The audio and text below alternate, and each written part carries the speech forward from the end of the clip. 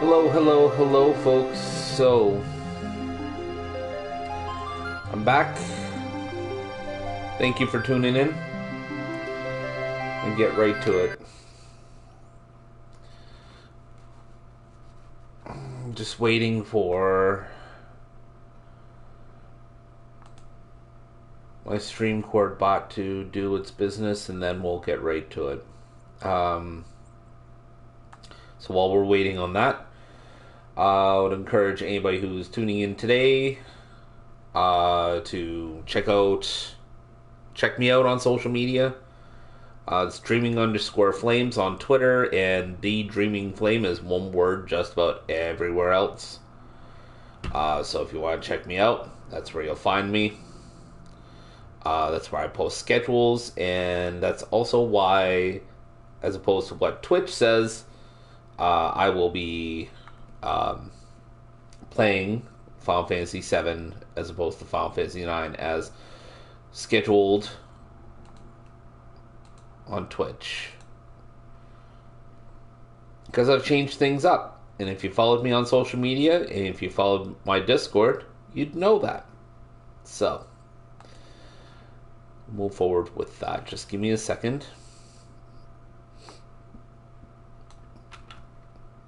I'm just going to post across and just kind of go with that.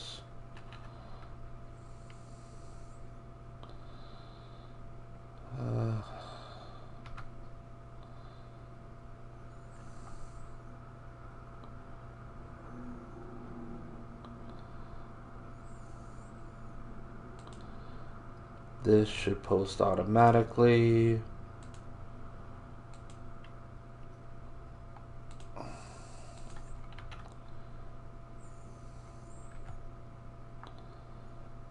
Does this even go to my channel? Yeah, it sure does. I don't know why it doesn't show the embed, but whatever. I'm not too fussed about it. I don't have permissions. Why do I not have permissions in this channel?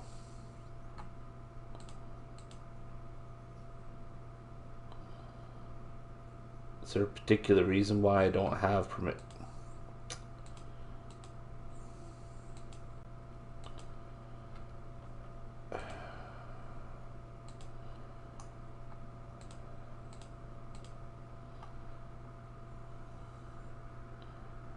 Can I not just... Alright, I apologize, guys.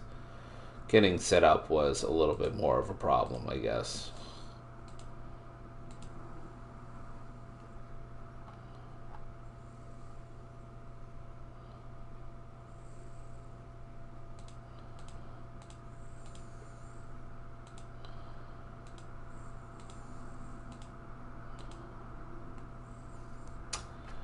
I am missing the chat up. Ah, shit. Well, if anybody said something, I just missed it.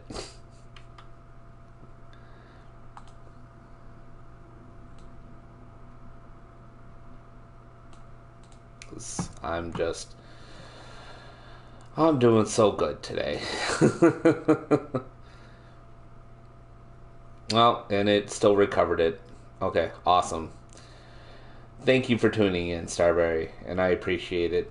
Love you. Alright.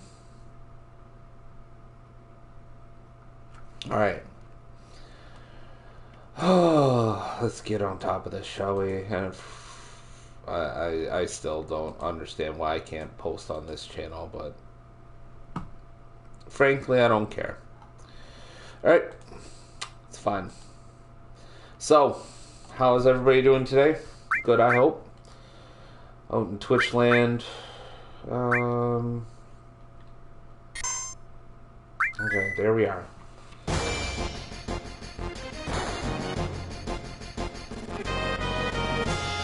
just turn this down a smidge. Alright, put these right over. Alright.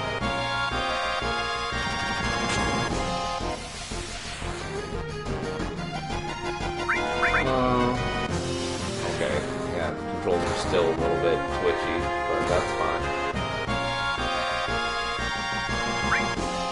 Oh, do I have much? I do.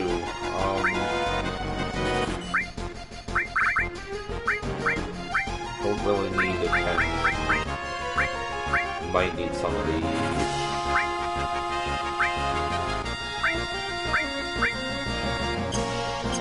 Yeah, I think we're good.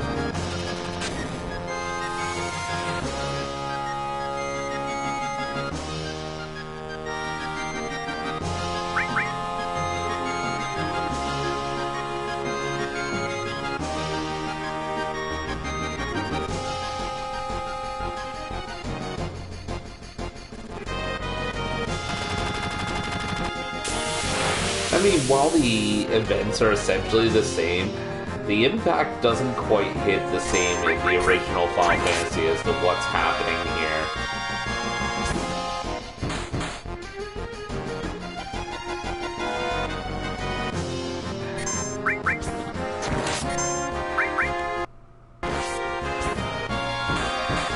There's that stutter again.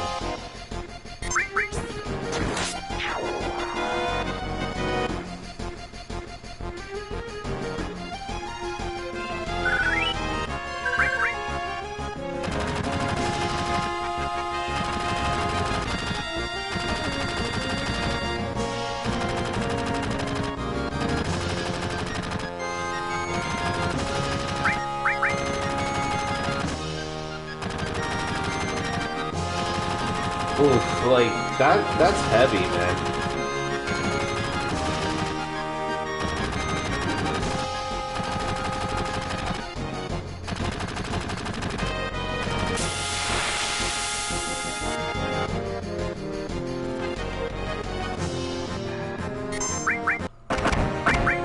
That fucking stutter, man, that's killing me.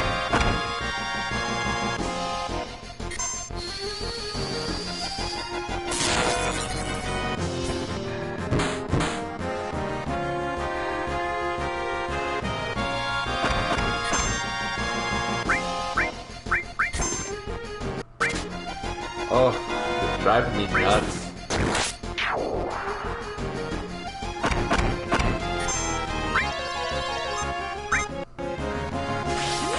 It's like 3 times in this battle alone. Why?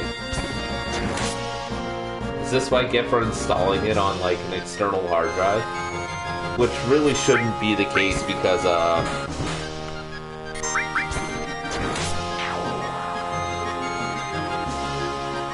this is a game that's loaded off of a really... God, I'm pretty sure it was a single layer, like, this data CD at that point, like... The drive it's loading from, I'm pretty sure is an external SSD, like, there should be no issues. Okay, so let's heal up. No, what a...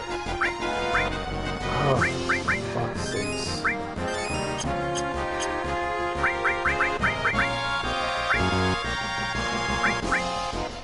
Oh man, this sometimes controls like a piece of hot garbage.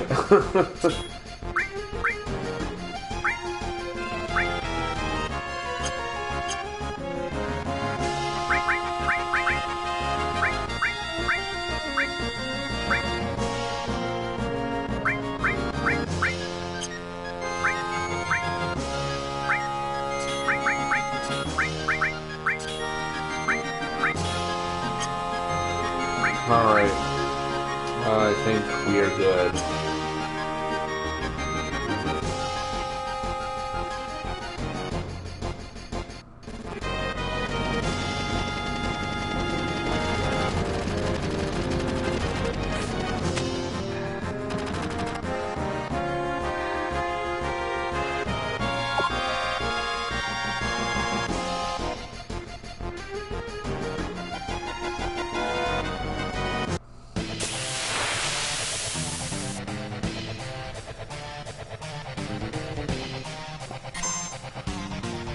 Alright,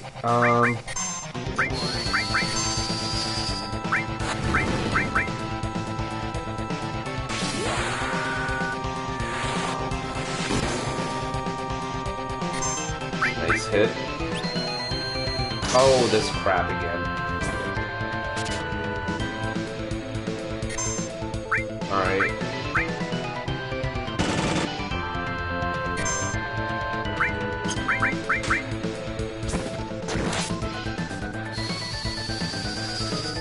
Thankfully, Reno, in this form at least, doesn't have any sort of, like, auto-counter moves.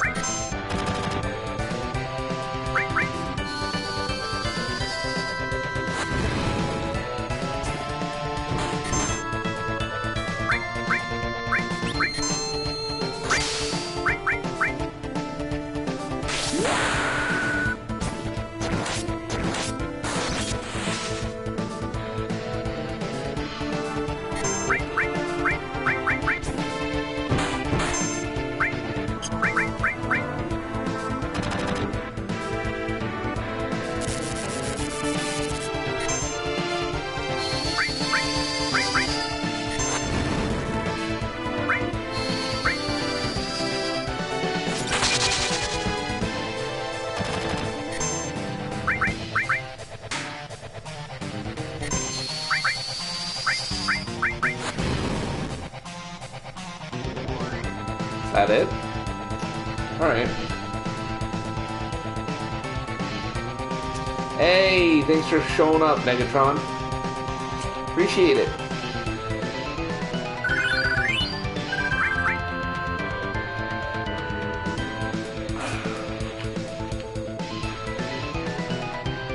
Hey, appreciate it all the same. Means the world to me. So, thank you very much.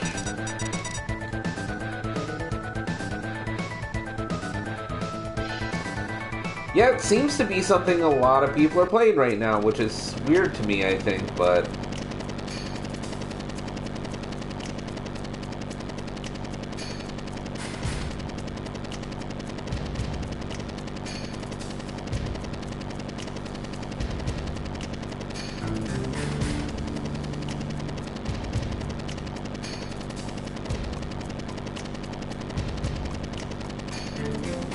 Have a host, what do you mean by that, exactly?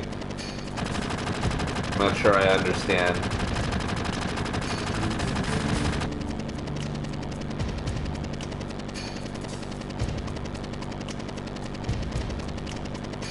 Oh! Well, hell, thank you.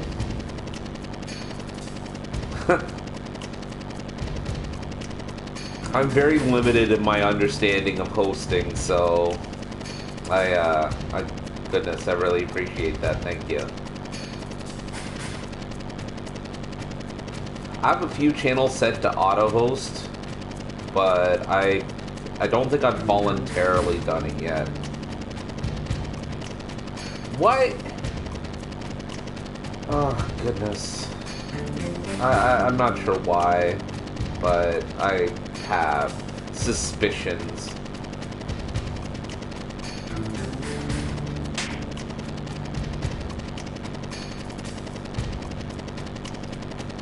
Like that's well, yeah. Well, yeah, exactly. Yeah. That's my thoughts on it exactly.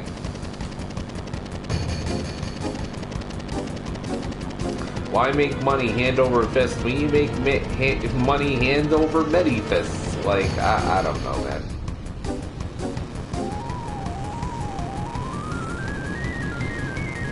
Don't just stand there, do something.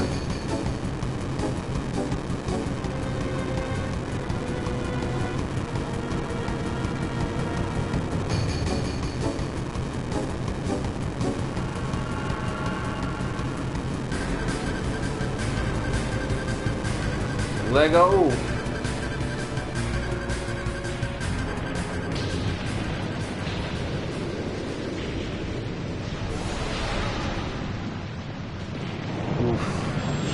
I want to take a moment away from wondering about stream or Twitch's methods for a moment to just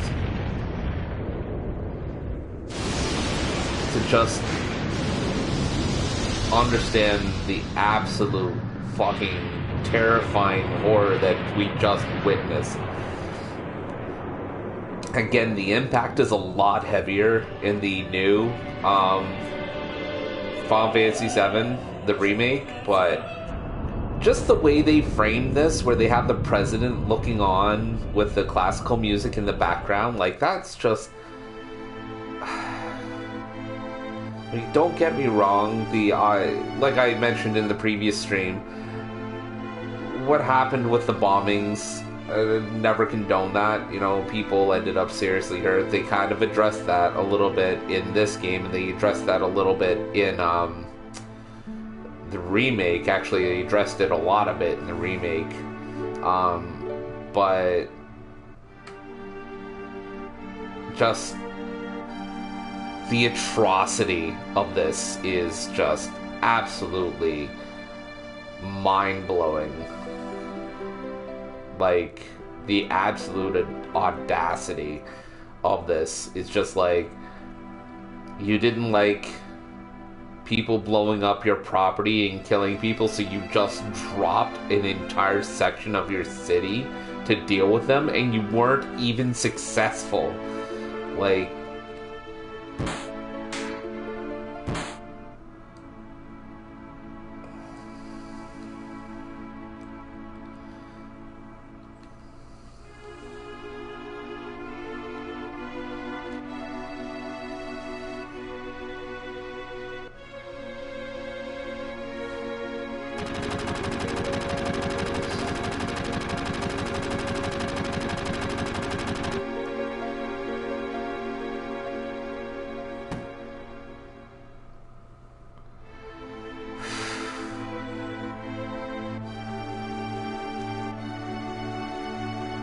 if you can maybe from I don't know if you have the technical knowledge to answer this question necessarily, but I'm curious to know as to how much more strain Twitch services are under by hosting as opposed to just normal streaming. Like, I would imagine that it can't be so much that it would save them that much money in maintenance and normal wear and tear on their services. Like, it just...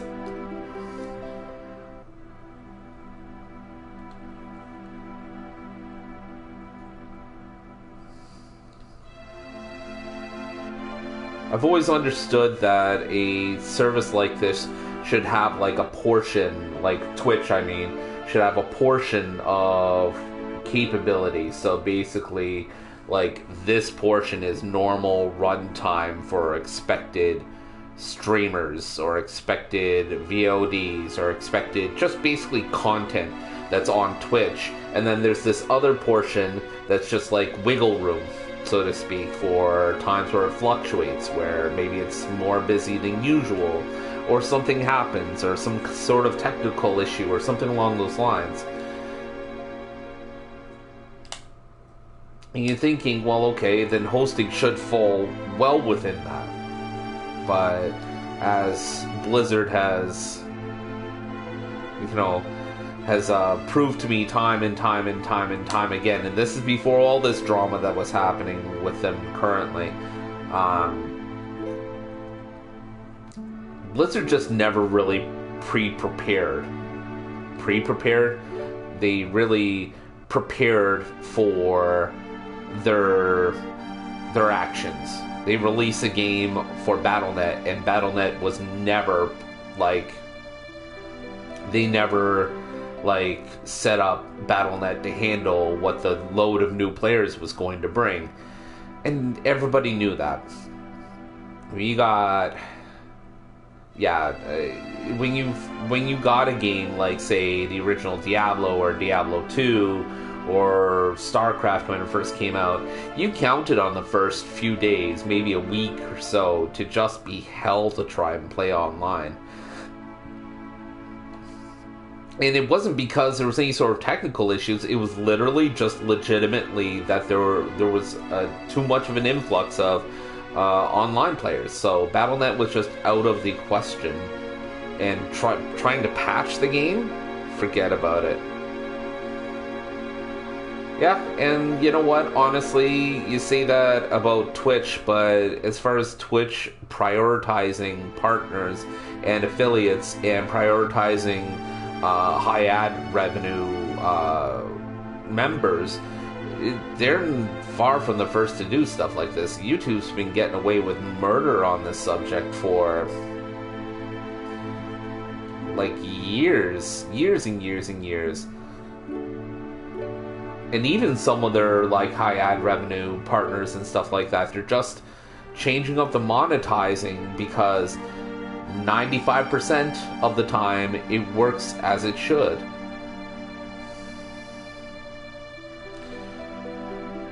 I honestly, the way that I'm looking at things here is I'm hoping, and it didn't happen in the case of YouTube justifiably or at least reliably so, but I'm hoping it does, and I'm hoping it happens with Twitch too, that there's a alternative that'll never pick up the same way that the main services do, but it'll be enough, and it'll be fully featured, and it'll be just enough so that way if I'm getting sick and tired of somebody's shit, I can go somewhere else for a time being, or just host there. Like I'm not here to get tens of thousands of viewers. I wouldn't know how to interact with that many people. I don't want a scrolling chat that has absolutely no content, just a bunch of people memeing on other people. That's not cool to me. That's not enjoyable to me.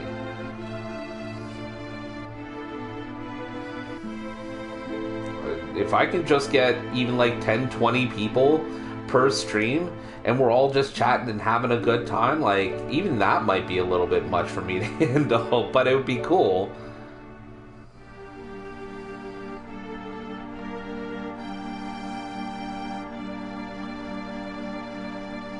YouTube is a weird beast. YouTube is one of those things where if you play the game, you can't succeed. The problem is that playing the game is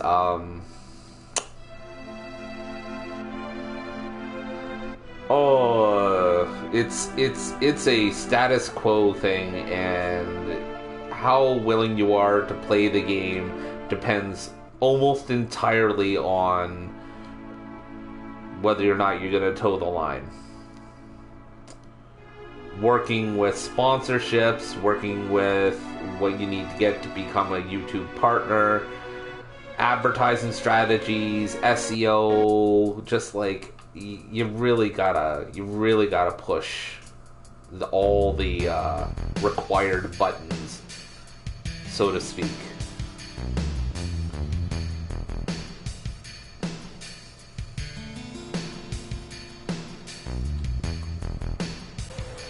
I had a video that I had up on YouTube it was a tutorial on how to load eboot files onto your PSP, and it was, goodness, it wasn't even really jump cut, but there was like certain things that were really hot at that time that I kind of fell within, and I did it just because I thought it was cool at the time. And I got, oh god, last time I checked, I think I got something crazy like 3,000 plus views, and my channel was hovered over for a fair bit by some viewers. So that, oh, gross. So I mean, YouTube's, like I said, is one of those things where I feel like if you play the game and you follow the rules, it's okay. But until you get big, you get like zero of the benefits of hosting on YouTube.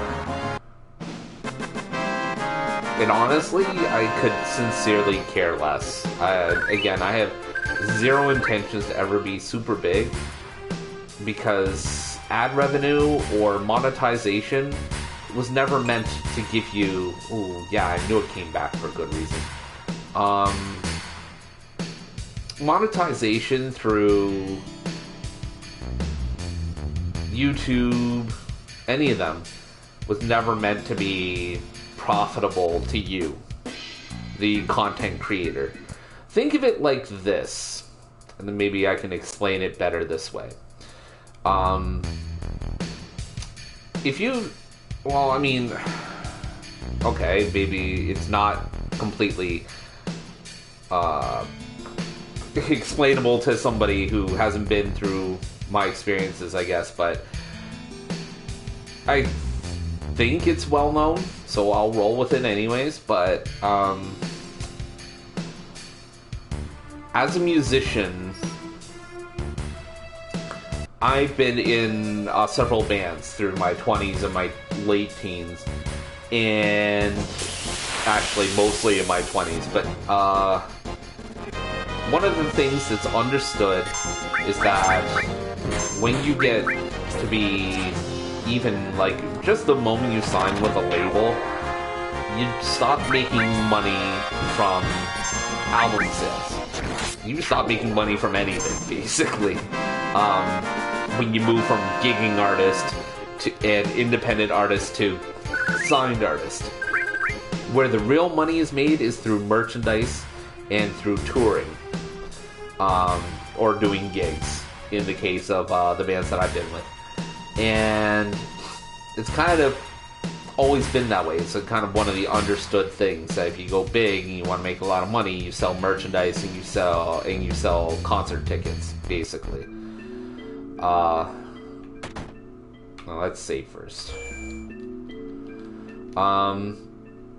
In the case of YouTube, you know, and Twitch and all this stuff, content creation on the internet, period. This is why you see stuff like Patreon taking off, Ko-fi taking off. Basically anything where if you plan on making any sort of money whatsoever, don't rely on the service. People giving you the money directly and donating directly to you will always be way more profitable. You don't do this through monetization. I ran into this actually fairly recently as a thing when I started looking into getting my music on Spotify. I mean, I wanted my music to get exposed. It was the primary reason I wanted to get on Spotify, but, you know, money was a part of it. And I'm like, well, okay, how much money does a song get per play? And it is absolutely asinine. You do not want to put music on Spotify if your plan is to make money. Like, at all, period, end of story. Now, given if you have enough on there and you're a popular artist, you will eventually get a return that's somewhat worth the trouble. But if you've got like let's say 1 or 2 albums worth of music, you're not signed, and you put money into being on Spotify, you might not get returns for a very long time.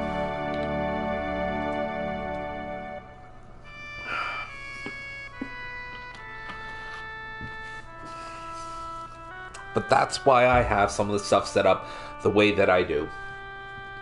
And there's a lot of people who might look at what I do, you know, asking for donations on Ko-fi or focusing on my gift list that I have on Discord as kind of being an opportunist. It's like, hey guys, I'm a streamer, you know, give me stuff.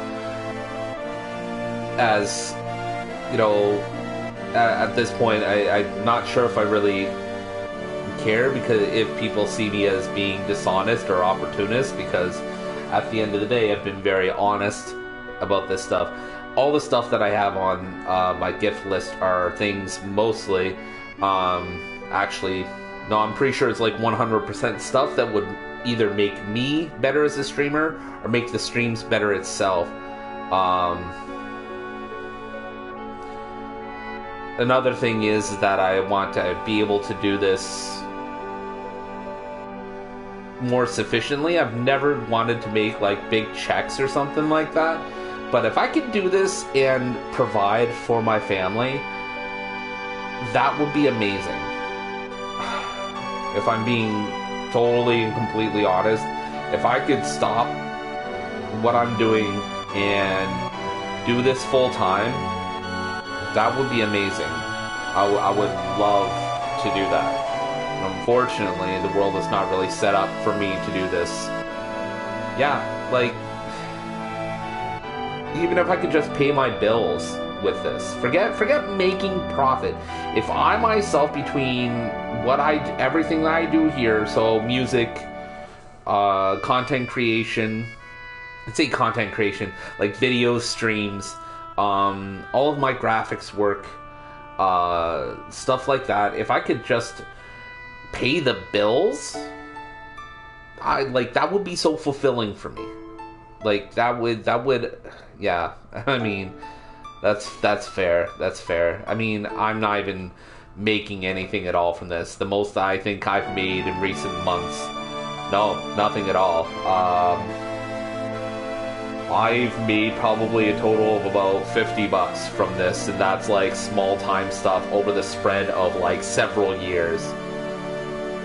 I think I sold one album, and it's hard to not get hung up on that. But you know what? Whatever happens, happens, man. I feel like I'd love to do charity stuff.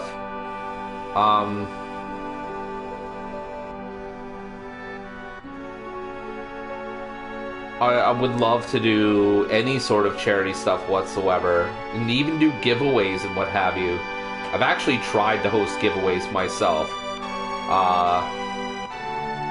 However, that just no engagement, no additional engagement, so... And again, I'd love to do charity stuff, but I don't feel like I'm going to do the charity any good if barely anybody watches my streams. So it's like, I want to actually be productive with that kind of stuff if I'm going to host something like that, right?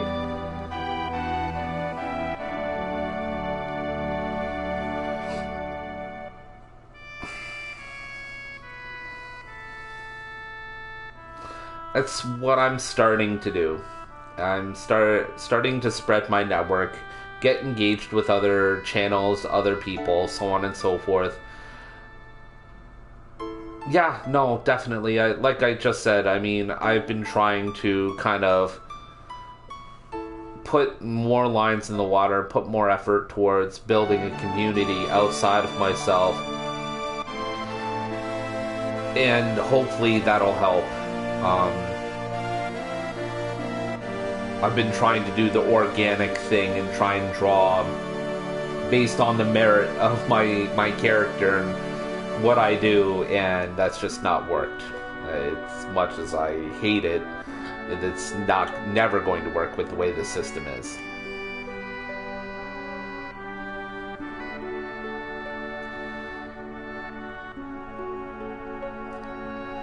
One of these days, the thing is that also, in order to do charity events, I gotta do stuff that people want to see.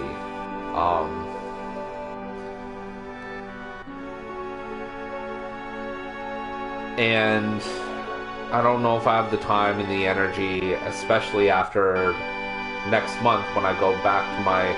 I'm presuming I'm going back to my old job about this time next month. And I'm going to have even less time and energy than I do now. And I don't know, man.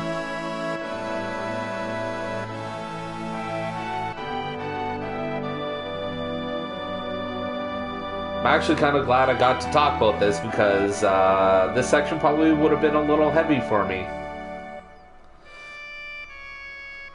As a father of a daughter myself, I feel like going into this specific section of the game would have had a slightly different impact on me.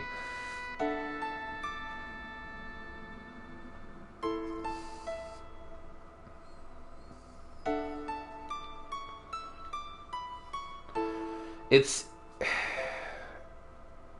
weird. I've always seen Barrett as this rash, reckless, impulsive person, and he kind of goes in both guns blazing, so to speak, and doesn't really think of the consequences. And then I see him in the remake, and it's not necessarily a different person, but like he's given way more context, let's say. And while I definitely won't be standing side by side with a guy like Barrett anytime soon, he's definitely a lot more relatable, and I think I appreciate that a lot more in the remake, if I'm being honest.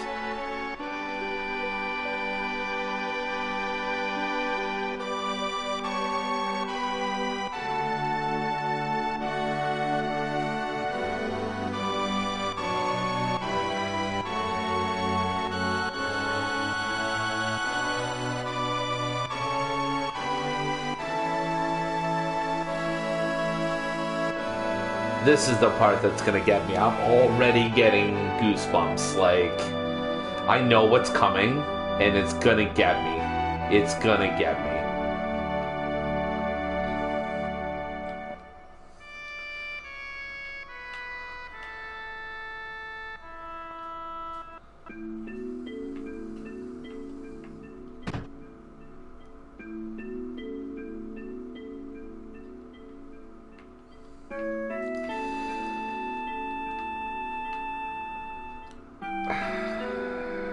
Yep. You know what I hope they expand on in the remake? One of the number one things that I thought of when I heard that there was going to be a remake of Final Fantasy VII, and one of the things that I thought right from the word go that I was hoping that they would really kind of at least focus on a little bit. In the course of the game, there is a strong implication that Aerith and Marlene had a lot of talks.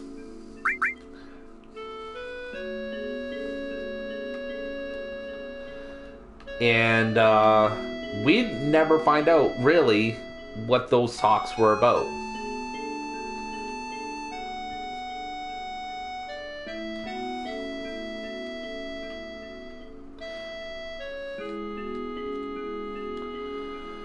I was kind of hoping that we get to find out what those talks were about, or if there's an implied connection between Marlene and Aerith, then what that connection is, and maybe we see a little bit more detail thrown into that.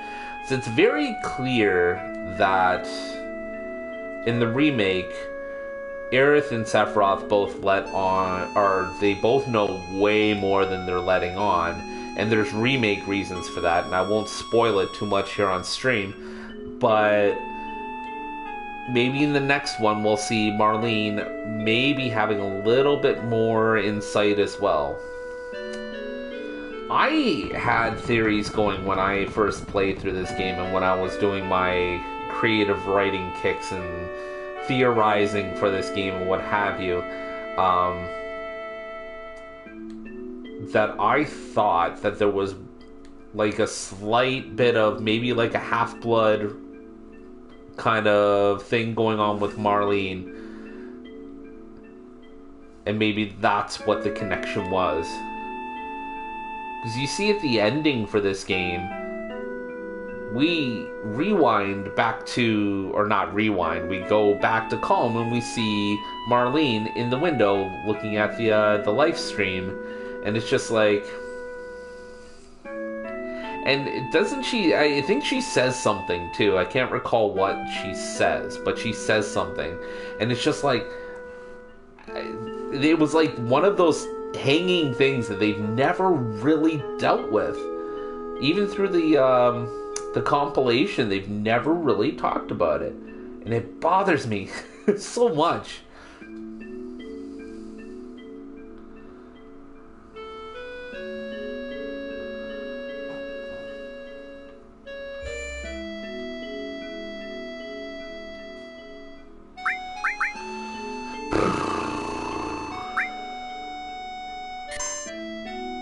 You know that shit's a... Well, I mean...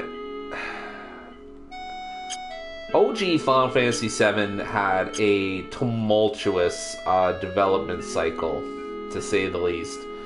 To the point where the game in its original concept was nothing like it is now. As a matter of fact, from my understanding, the original concept was supposed to be like a film noir whodunit kind of thing, and it didn't really have so much of a fantasy element to it at all. There was no magic or anything like that. And then Final Fantasy VII was supposed, this game, as we originally saw in early on in the development cycle, wasn't supposed to be Final Fantasy at all. The game that came to be known as Xenogears was supposed to be Final Fantasy VII, and then things got switched around. This game became Final Fantasy VII and changed a lot of elements over the course of development, and then Xenogears turned into Xenogears. I don't even know where I'm supposed to go now. I'm so busy talking. Well, Johnny was touched on a little bit too. I mean, if you talk around in Sector 7, you hear about Johnny. Some of the story beats that Johnny sees in the remake were shown in Final Fantasy VII as well. And then even some of the beats where he was at the Honeybee Inn gets touched on as well. Just really interesting. Where the hell am I supposed to go? What am I supposed to do?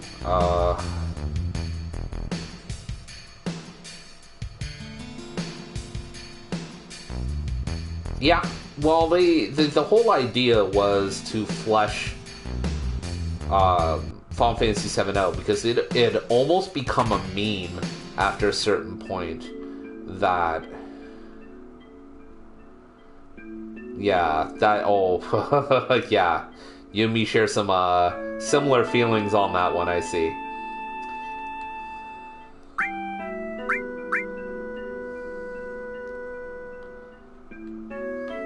Okay, did you guys happen to say where... Okay, no.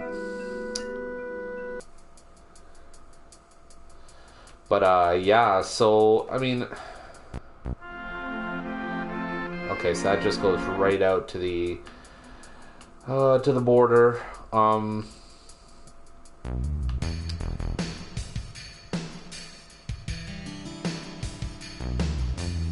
maybe I'm supposed to go back to the Wall Street. Yeah, I do recall them saying that. Alright. Wall Street, here I come. But yeah, you know... Remake's whole thing was supposed to, because Final Fantasy VII, again, the development cycle was tumultuous, and a lot of the things that didn't quite make it, they tried to kind of catch up in the compilation, and it just turns out that the compilation just turned Final Fantasy VII into this big patchwork quilt is the word I'm looking for. And it didn't really solve anything more than it raised questions for. I think the biggest and best help to the entire saga that is Final Fantasy VII was Crisis Core, which I'm glad is getting remade. Or, well, not remade, it's gonna be remastered, but regardless,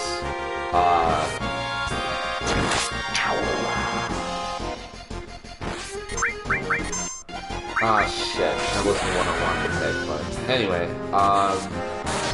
Crisis Core doing the favor of kind of explaining Sephiroth before he kind of got tweaked, explaining kind of what Shinra did prior to the events.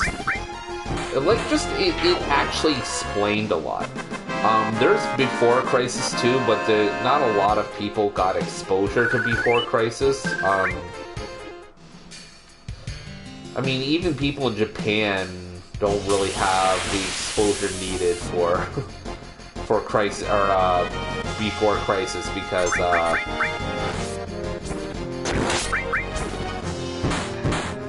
Before Crisis was a game that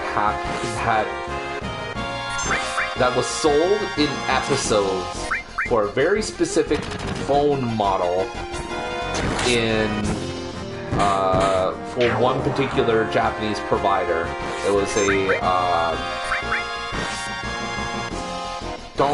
so do yourself a favor.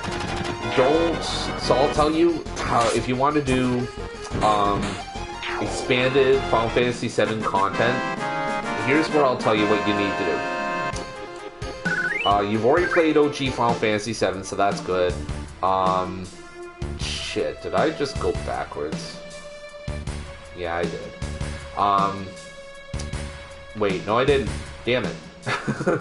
If you want to do it, so you already played OG Final Fantasy VII, the next thing you'll want to do is watch a video called Last Order. I don't know if you've ever heard of it, but Last Order kind of, you know that flashback with Zack at the end of OG Final Fantasy VII that's entirely optional? It expands on that a little bit. That's where you're going to want to start, is with Last Order. And then from there, you're going to want to play Crisis Core. Crisis Core, you've probably heard about, you probably know about pretty well if you've set it up that way. Crisis Core gives you the entire rundown of basically almost all of the external side stuff that Final Fantasy VII compilation has to offer. Yeah, okay, good. And then you have what should be after that. I would naturally say Dirge if you really wanted to kind of mess things up, but you really should, if you want to do chronological order. Advent Children comes next. In terms of chronological story content, and then there's Dirge of Cerberus. But if you really want to keep your sanity, I wouldn't play Dirge of Cerberus. It's not as bad as everybody makes it out to be, but I'll tell you right now that is not as good as anybody who likes it makes it out to sound either. I've played through it once, or I've attempted to complete it once, and it took a lot of effort. And I'll be the first to tell you, I'm just not a fan. You're better off doing one of those cutscene movies on YouTube or something like that compiles all of the oh man, you own it. Well, at least attempt to complete it then. The cutscenes in it, especially towards the end, explain a lot of things and set up for what I think the main conflict in Remake will end up being. If you get the perfect ending, which I mean honestly I only saw on YouTube because I wasn't able to get the requirements for it, because I didn't care enough about the game to get it, but I did watch the ending, and I will tell you this, that I think it sets up a lot. Oh no, shit.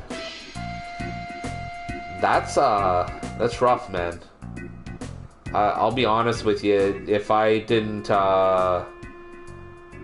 I thought it would make it over the border okay, I'd sell you mine.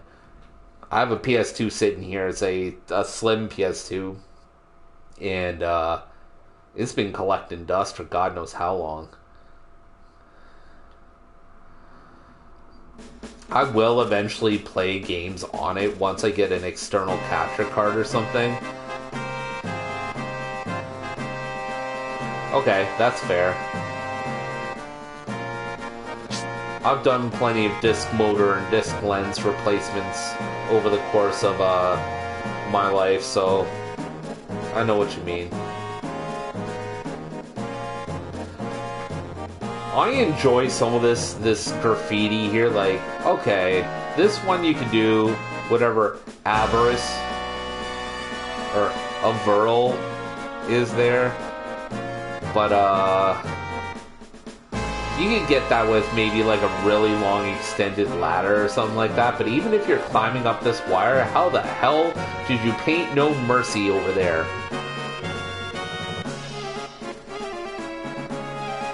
Like, that guy didn't just write No Mercy in big lettering with 2 colors, I might add. But there's like that little angry face in there. How did you manage that? How did you manage that? And then there's boy in the side there.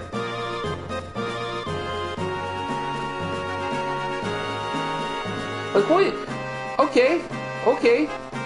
But why so much effort to just put No Mercy?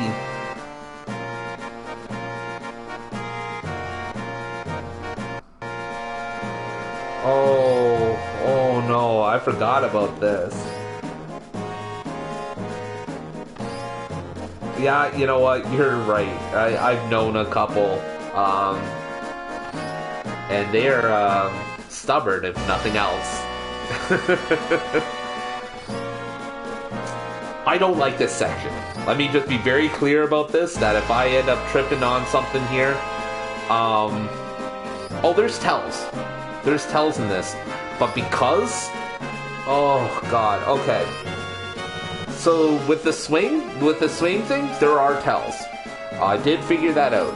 However, the problem with that is there's a delay. Oh yeah, you're right, it's not good, but it's a tell nonetheless. The thing slightly stutters when you're supposed to push the button to jump. There's a sound cue, but the sound cue is not good, like you said. But there's a stutter. But the problem is with this version of the game that I've noticed is when it's loading or doing something entirely new, it has to load that action, and the game itself stutters. You've probably seen this yourself in a few of the battles. I am not anticipating this at all. Oh man, this section is gonna make me want to blow my brains out. Okay.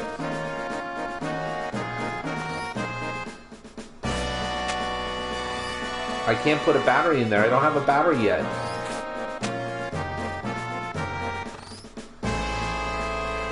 No, it's not Dark Souls. Because you know why? Because I can't dodge and roll my way out of this.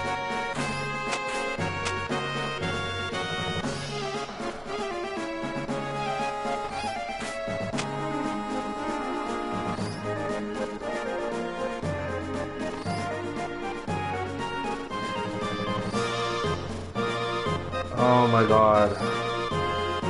I already hate this. Sure, man.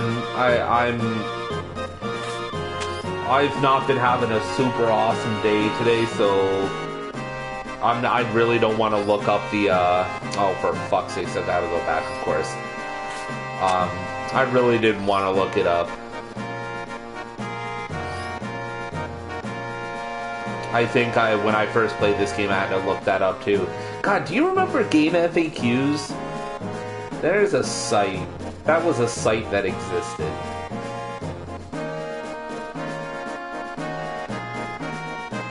And you know the ones that were really good had the ASCII logos at the top of the walkthroughs. And you know somebody sat there for like an hour and a half coming up with that. And do I have to buy it? Really? Well, you learn something new, I guess.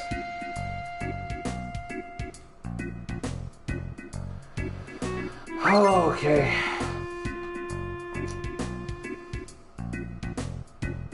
Okay, so I didn't have, as I explained in one of my previous streams, I didn't always have access to a good computer. My best friend at the time had a really nice computer. Well, okay, a nice computer. My dad had a really nice computer, but I did not have one, so I didn't always have access to a strategy guide because I couldn't afford one. So what I did, and I kid you not, I printed out the entire guide, or an entire walkthrough, materia guides, item guides, side quest guides, and everything. Single-sided. It was, no, I kid you not, probably this big. I'm pretty sure I had to buy my dad a ream of paper to print it out.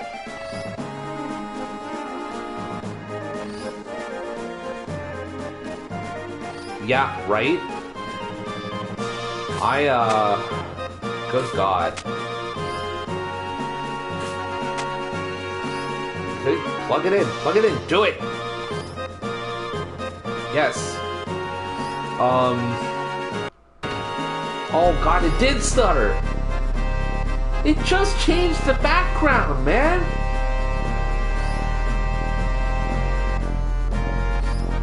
Oh, that was embarrassing. But yeah, there's no word of a lie. I'm going off a really bad memory here, but I'm pretty sure the guide came in at somewhere around like 330 pages. I had to hole punch the whole thing and put it inside like one of those like big office style binders just to make it work. It was incredible, the devotion I had to this game. Like, oh goodness. There we go. And then I go down here. Yeah.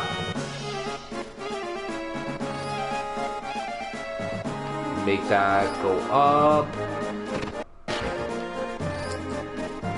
Alright. Alright, folks. You ready to watch me pull my fucking hair out? Because it's gonna happen. So, you can't really tell, but as it's going this way and it's coming back, there's a stutter. What you want to do is time it with that stutter because it's actually loading. It's like a really bad GIF. Have you ever seen like one of those really badly looped GIFs and you see exactly when its starting point? That's what's happening here. There was a swinging motion that was created, an animation, and the stutter is basically the beginning of that animation. So you just kind of... And nope. Okay, so they've attempted to fix this. Which means that... Yeah. I learned a lot about this game by having the PC version of it when it first came out, before it got patched. So I think I'll have to get it on the way back then. Nope. Nope. Okay. Because there was a version of this game where you just kind of drop down if you timed it right. Okay. So we have to maybe do it a little bit before, and nope. Okay. Jumped too soon, so then... Yeah, they attempted to fix this. So let's, on 1 and 2... Okay, that was way too late then. So let's... I'm so glad that there isn't random encounters in this. Like, it doesn't make sense that there would be. Alright, and... Okay, so I have to... It's like learning this all over again, and I... Yeah.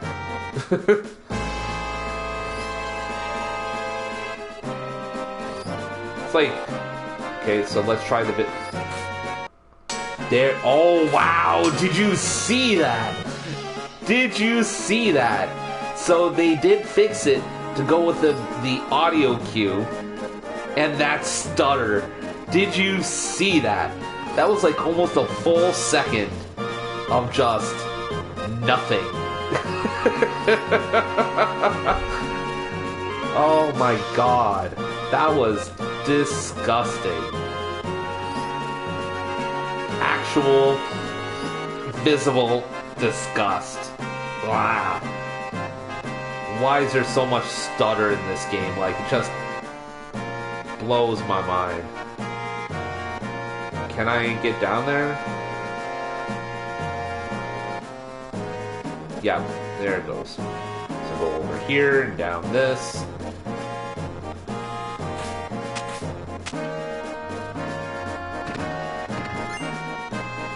Ooh, an ether. Nice.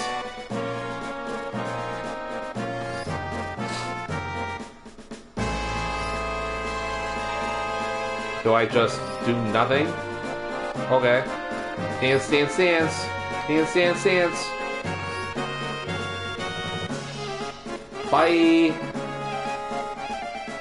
Okay, so I can go back around that way.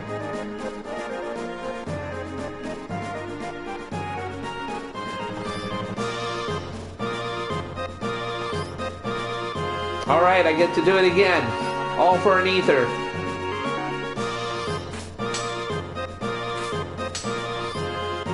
No stutter that time, though.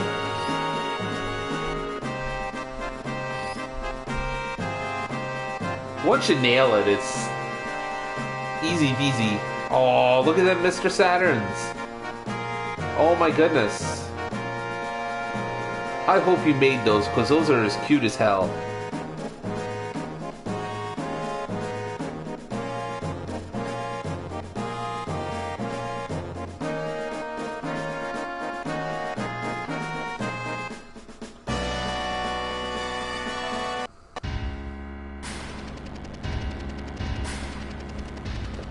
Oh, nice! Okay, credit where credit is due. I am thoroughly enjoying those. Those are so good. I should tell you, the Mr. Saturns were one of my favorite things about the, well, I would say Earthbound, but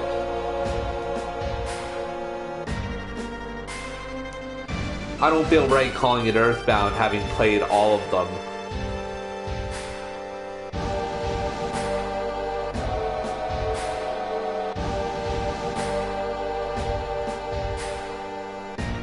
Which reminds me, have you played through all of them yourself?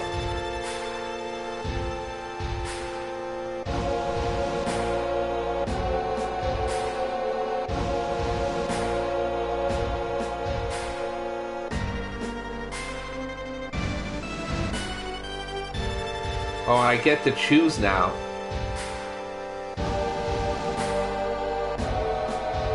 Oh my goodness. Okay.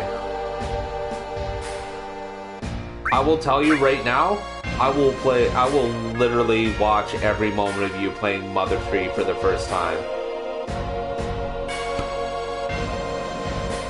You want to talk about feels when you're watching Marlene and the interactions with Marlene? Oh my goodness. When I first played that game when I first played it when the English patch first came through, oh, we're going back years and years and years, and I can't, literally, I don't say this very often, unironically, but I can't even with that game. That's just, yeah, I actually don't think I have the emotional capacity to make another playthrough of Mother 3. That was when I first started streaming more seriously. Playing through the Mother franchise was one of my goals, and there were two main reasons that I did not do it. A, because I don't have a capture card, so that makes doing some retro stuff a little bit difficult.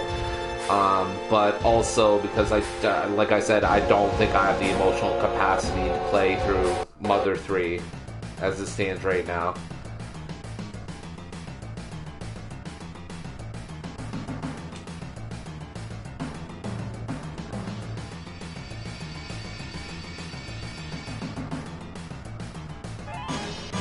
Yeah, go ahead, bring it on, guys.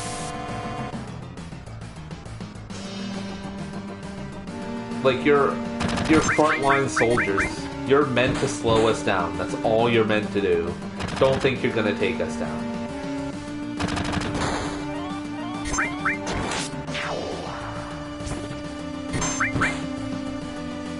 Oh, I should probably heal everybody, shouldn't I? Holy moly. So busy talking about everything, and I didn't even keep an eye on HP levels. Shit.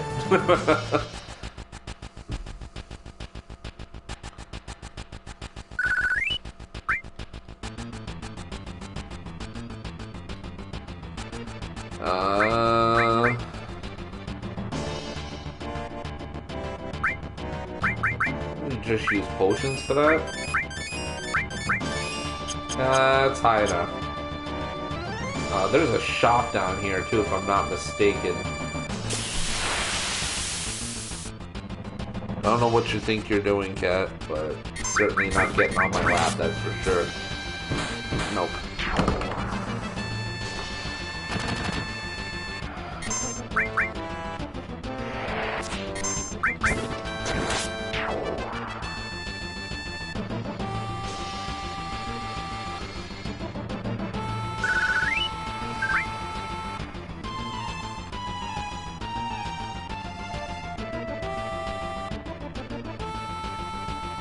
Okay, that's the elevators. And is it at the base here, or am I thinking of the remake? No, I'm pretty sure I'm thinking, this version of the game. Do I have to go up the stairs for it?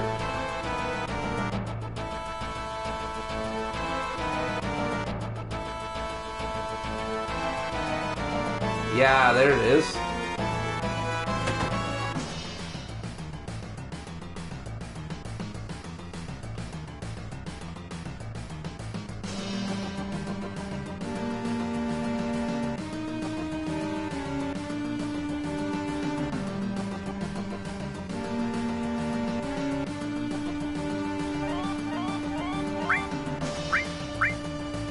Yeah, I kind of relied on this when I was younger. This was another one of those things I remember from guides. You know what? Let's pick up another tent just to be safe. 10 Phoenix Downs, 30 potions. That should be good. Thank you, incoming Ken. Forget I said that. Aww.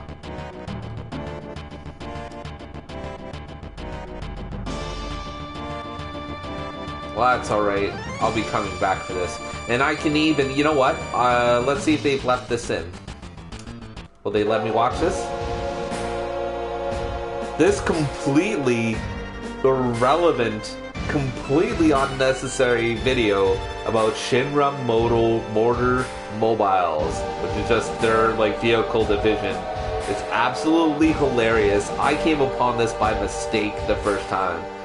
And I was like, what? Why is this in here?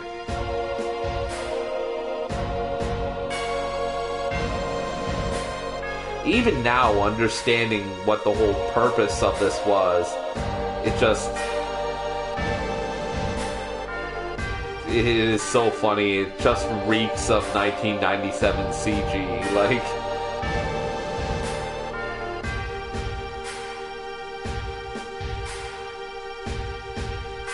Oh my goodness. Oh god, oh, that would be... You know what, honestly, that'd be good times.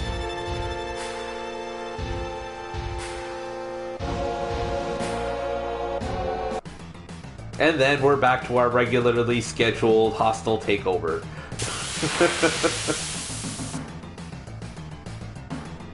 And what's funny about this is that it gets radioed in. I would presume the receptionist like pushes some kind of alarm button or something like that after they run away. You'd think after doing that the upper levels would be somehow notified, but just like in the remake, it's just like the upper levels have absolutely no idea what's going on.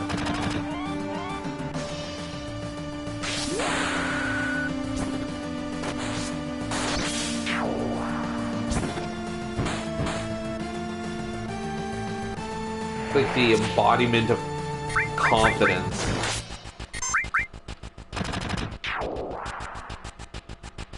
What do you mean?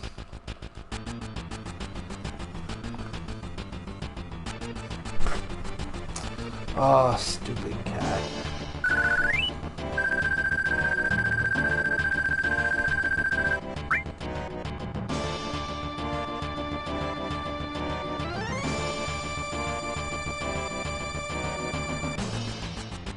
I wonder if there was something like that in this game too, and I just glazed over it.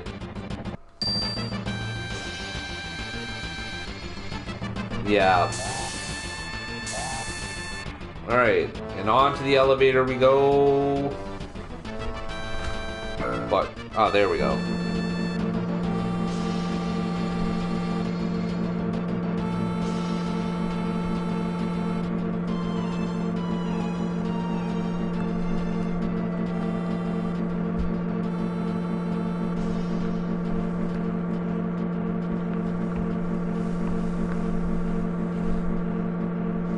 Alright, just a second, guys.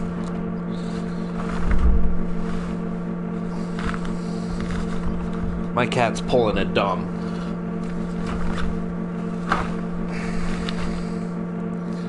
As she is wont to do sometimes.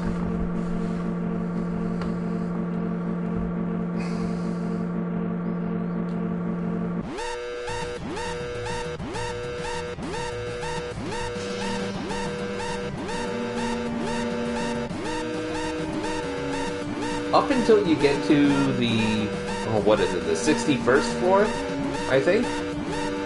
The things are a little bit fuzzy for me.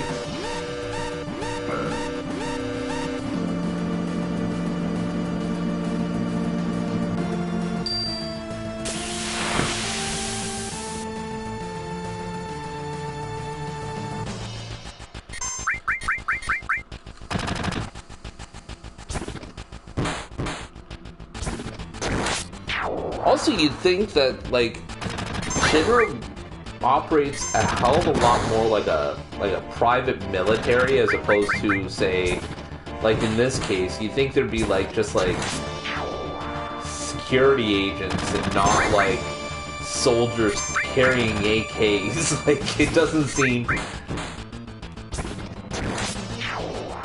like there'd be, I mean, you don't wonder, Midgar, they have deep ground going on.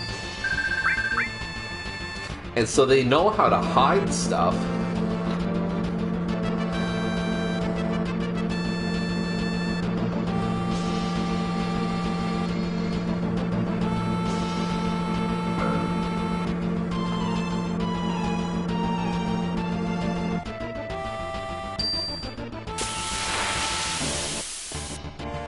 Also on notice here, this is just strictly for the experience. Yes, they did. That wasn't even just apparent. That was, that is something you'll learn about a little in Crisis Core as well, but they even touched on that in Remake to some extent as well.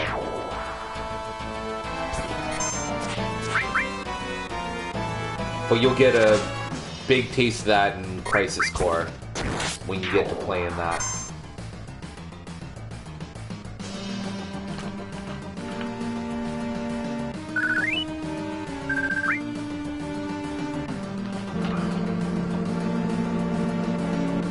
And I'm pretty sure it was over something like really super petty too. Like land rights and stuff like that, where Wutai just wanted to live where they were, and Shinra's like, we want to build a reactor on your city. And they were like, no, sacred grounds, blah blah blah. And Shinra's like, we'll pay you And Muta's like, are you absolutely shitting me right now? And so Shinra went to war with them. Like, I'm probably really oversimplifying it, but I'm pretty sure that's exactly how it was. It was Shinra just basically trying to confiscate the land so they can build a reactor.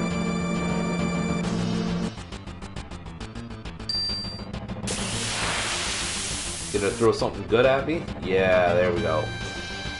I mean, it's not like terribly bad or anything, but yeah, I feel like this is a little bit more directly aggressive, though. Like, it's less concerned with foreign policy and more concerned with more power now.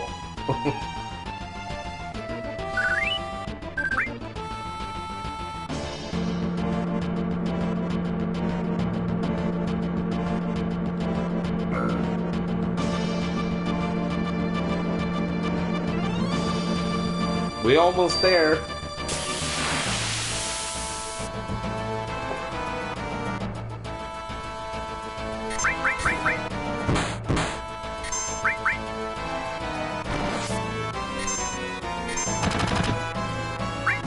I don't want to use that. Oh well.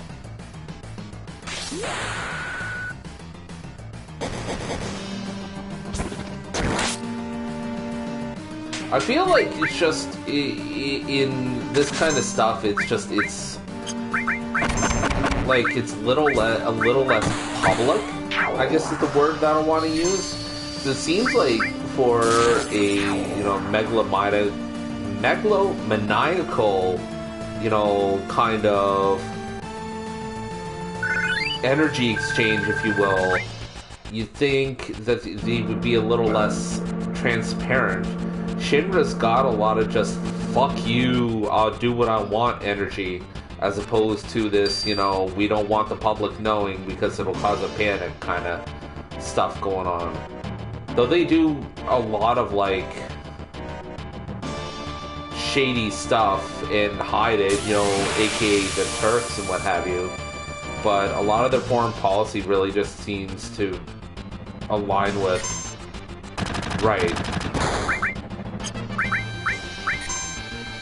This one I may need to actually concentrate on. We're gonna cure everybody. Yeah, and that's entirely it.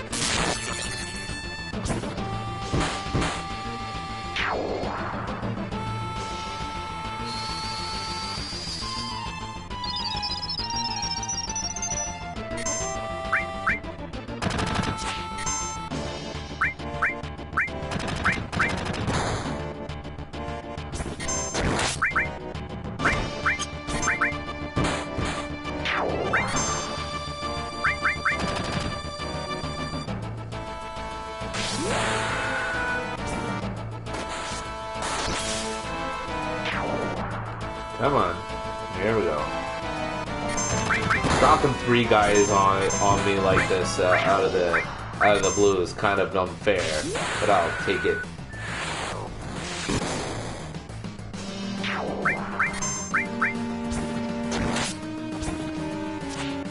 Aww.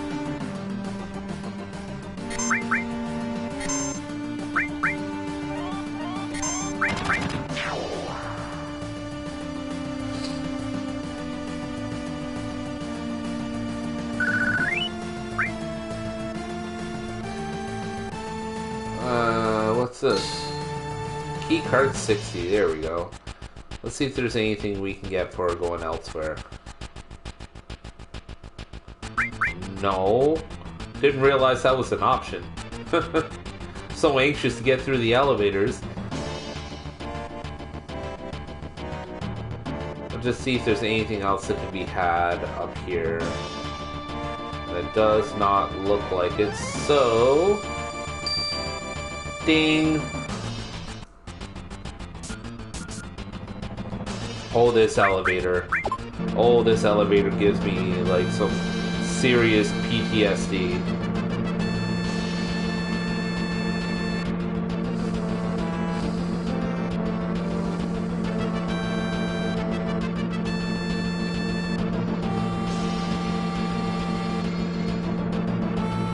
But this is where I pick up Red 13. And Red 13 is a cool cat.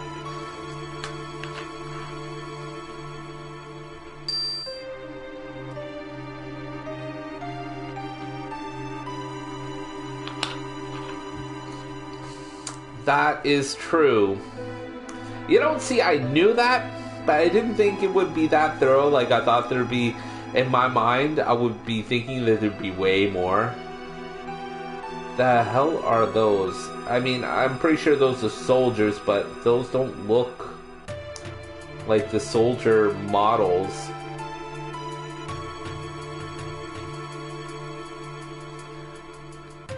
Oh, whatever. That's fine. We know how to deal with this, don't we?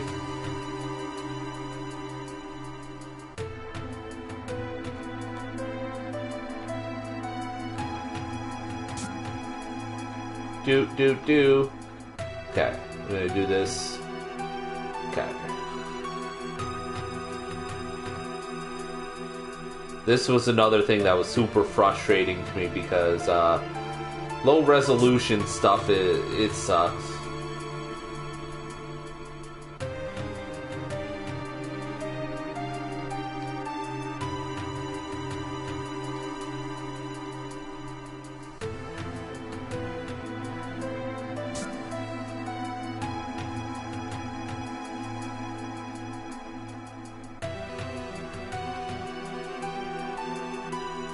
Okay. There's one.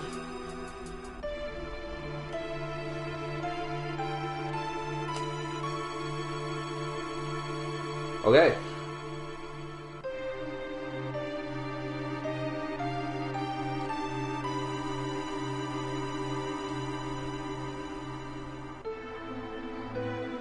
There's two.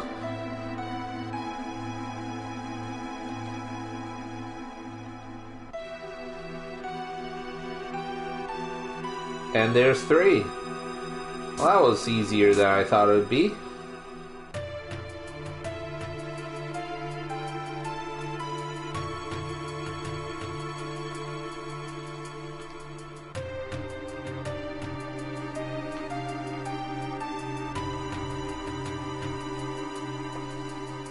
All right.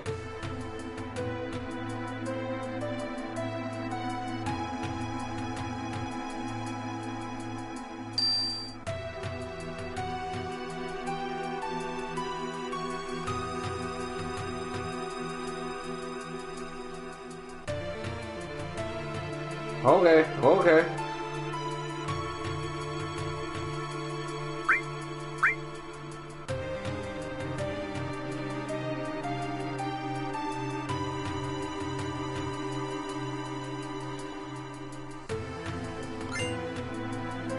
Well, shit.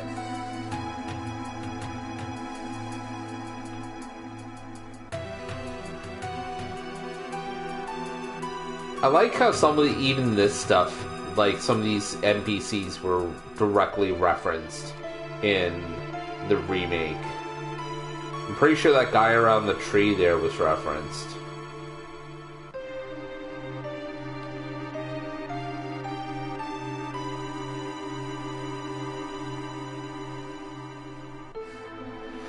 It's kind of funny that, you know, they talk about it like this, and it's funny in the fact that they operate the Shinra building the exact way they operate Midgar, where it's like above a certain level are all your well-to-dos, and then below a certain level is all the less fortunate, let's say.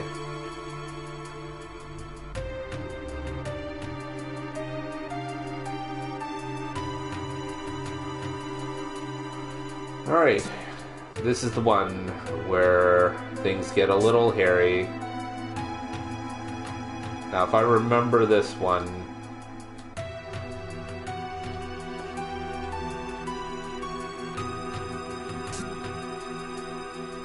This one had a funny word puzzle that came from...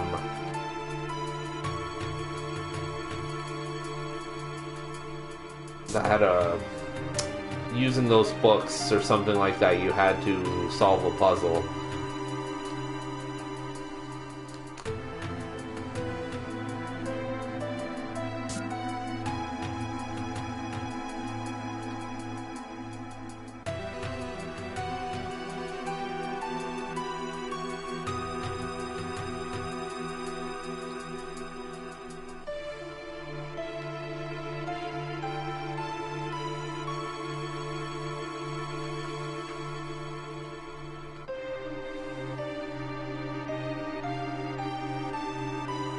Oh, this wasn't what I thought it was. You wouldn't happen to know this, would you? Because I'm pretty sure it's taking the first letter of every book, or every bookshelf in there, but no. It is not Mako. Well, so much for the bonus item, I guess.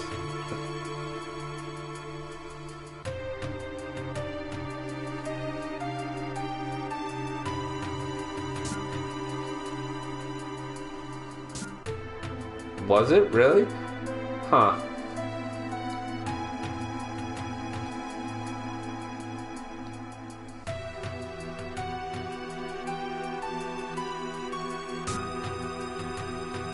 I guess so.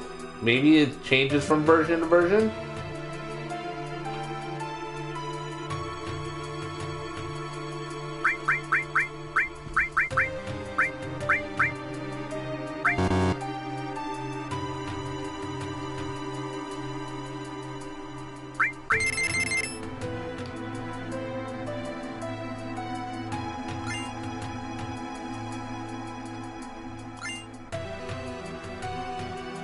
I mean, I'll take an ether. I would have liked better, but an ether will work.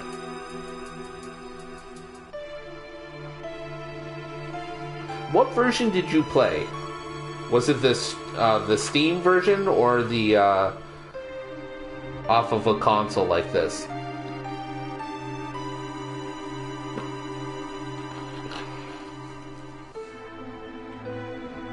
And then there's my cat who has absolutely no concept of personal space.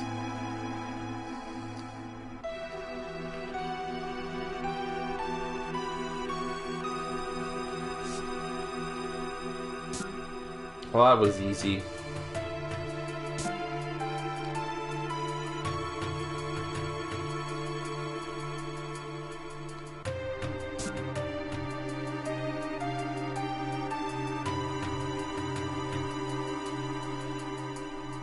Because I'm pretty sure there's versions that are based on the Steam version, and I'm pretty sure anything based off the Steam version is the one that's different. They actually updated some stuff for it.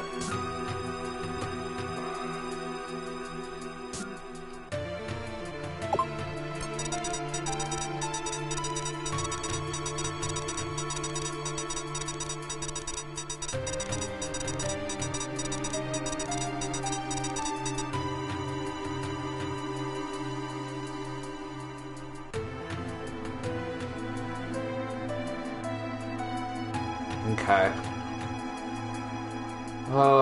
Yeah, they fixed that for this one, too. So, change the doors 3 times.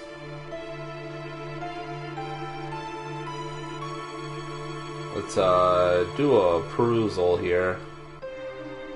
Nope. No. I'll just look around. So if I can only open 3 doors, I want to get everything I can. Or at least the best thing that I can, anyway. So they're all in those middle 3 rooms.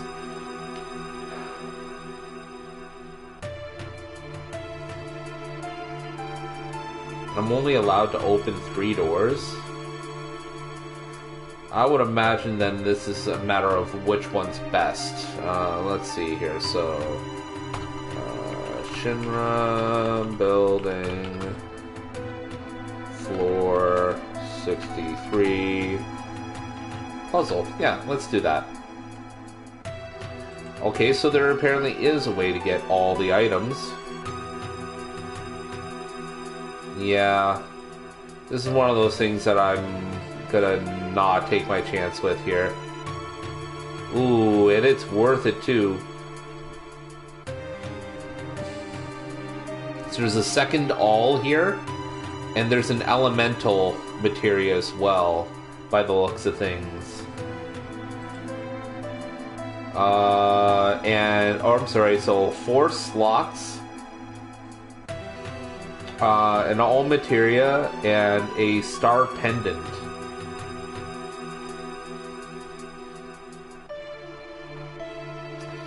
So let's figure it out. Run around to the top of the screen and open both doors at the top.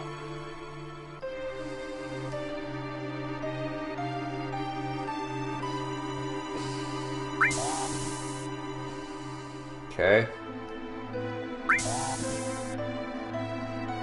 Or is it, like, I can only open 3 doors at one time? Because if that's the case, that makes this a lot more simple. Alright, let's see here. You're then able to enter the leftmost room and get the...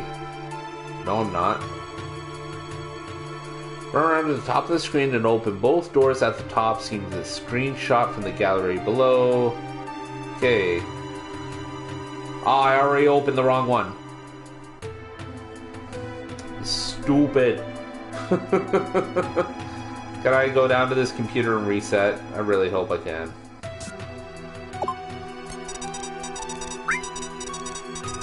Yes, please. Yes, yes.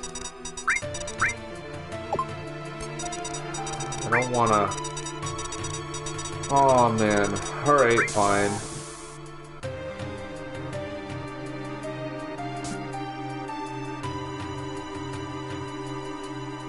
Try this again.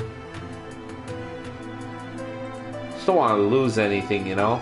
Alright, so it says this door and this door. They really gotta specify. Alright. And then this allows me to get into this door, get this coupon. Alright. Disregard the computer's warning and hop into the air duct here. Yep. Follow the path inside the vents and take the topmost path. Alright, can do. So I'll make a left turn up here. Make another left turn.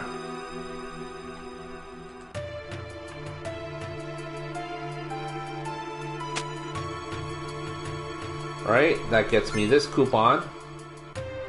And then leave this room and open the door on the left. So that would be this one.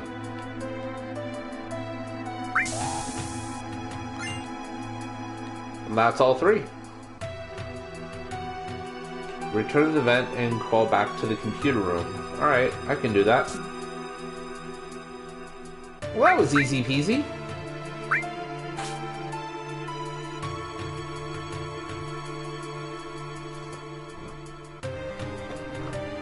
You have a cat tower, cat. Like, go hang out at the cat tower or something.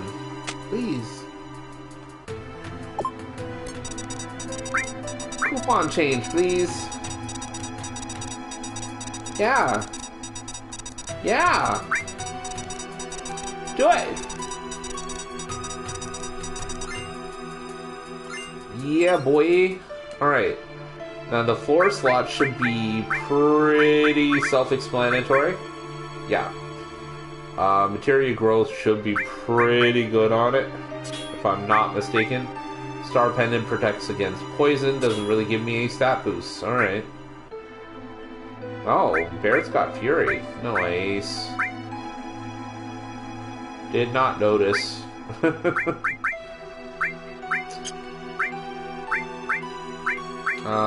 So we have a sense here.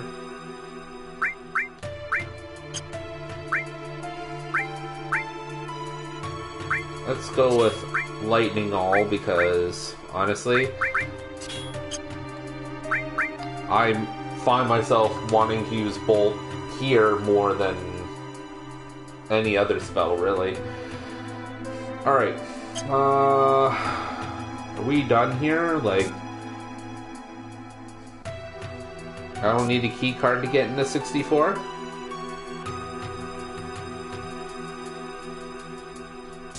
Guess not. Alright. And there's a gym.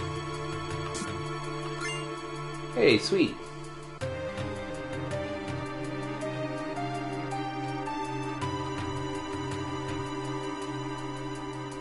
Megaphone. Oh, that's a Kate Sith weapon. That's right. I'm supposed to come back here later, aren't I?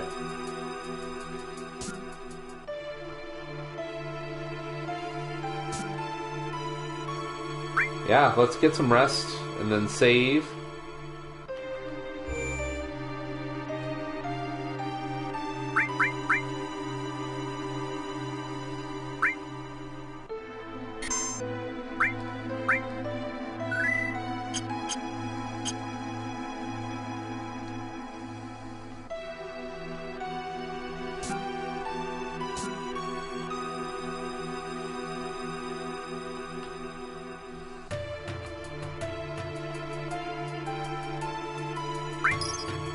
Sure, why not?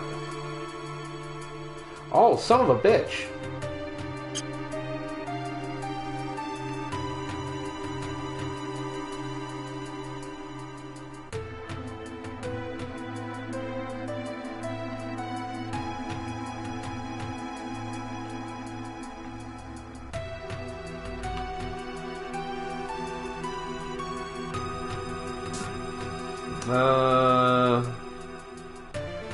Okay, nothing really here for me other than the rest area and the save by the looks of things.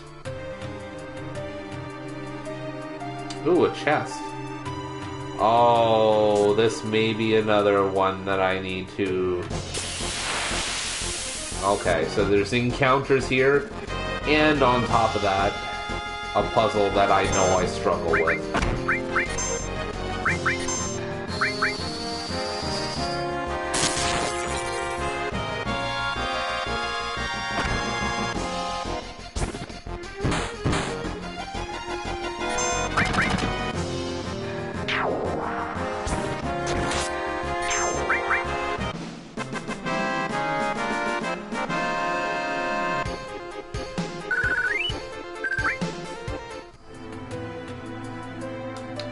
Let's we're gonna look this up real quick too. The floor 65, I believe we're at now.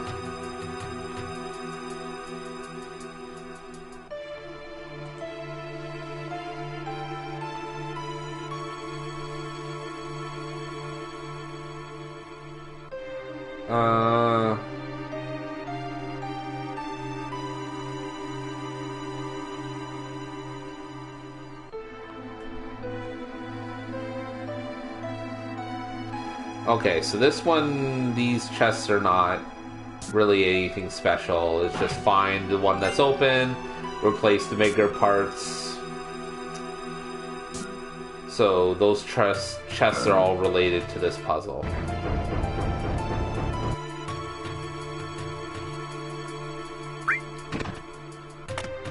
And another chest opens. Surround sound would be really effective here, but... Hey, got lucky. How about that?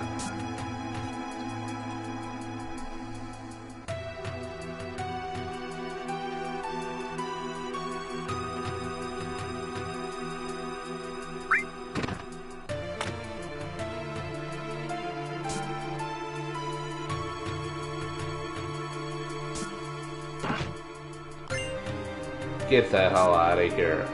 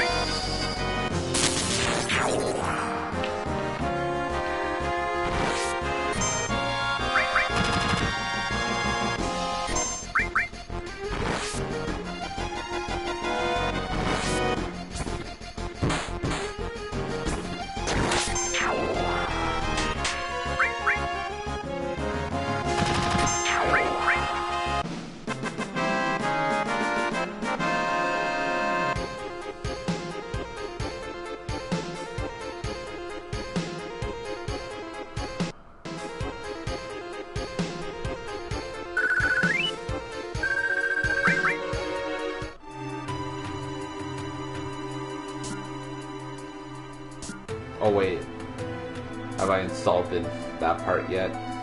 No, I have not. Yeah, insert the parts. Chest opens.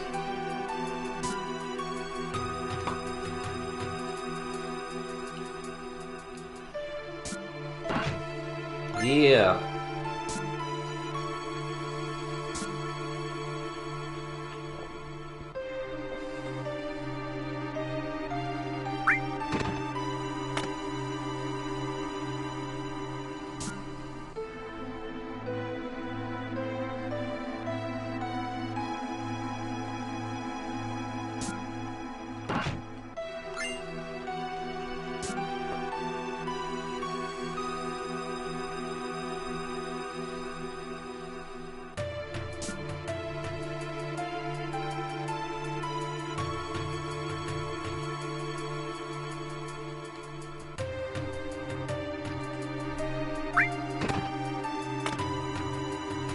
And that's the last chest.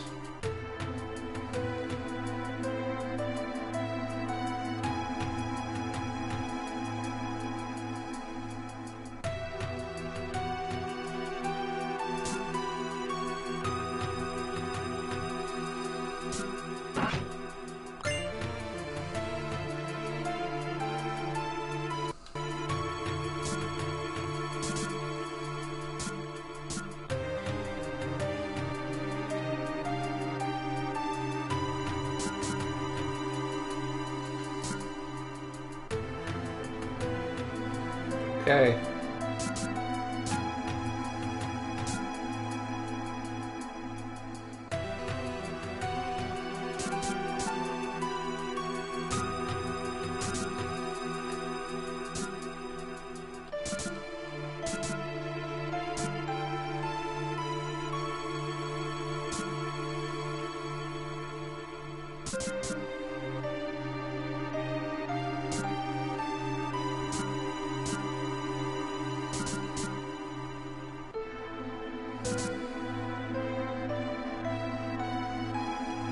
Phew.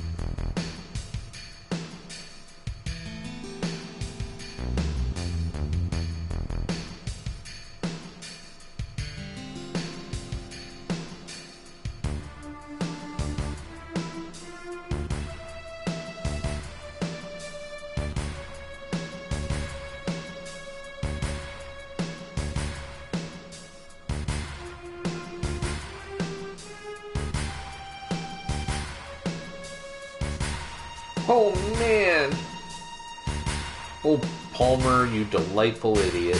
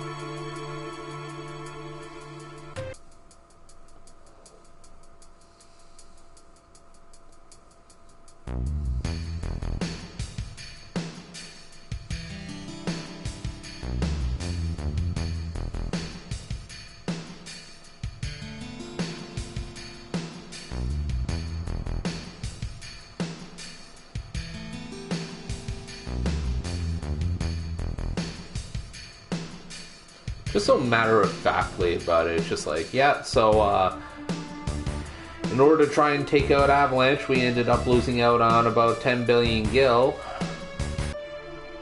We're able to move forward with this thing, right? Probably not, okay.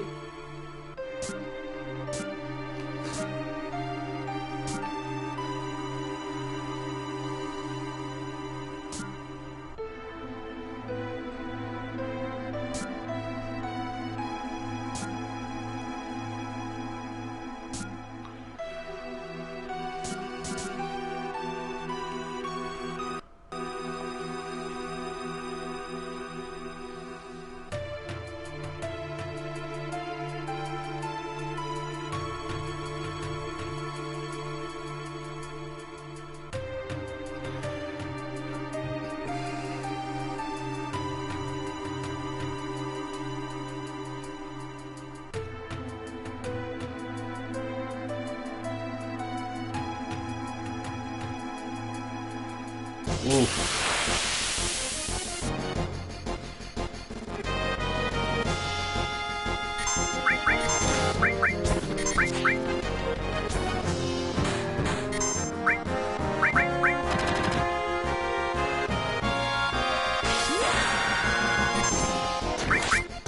Crush him.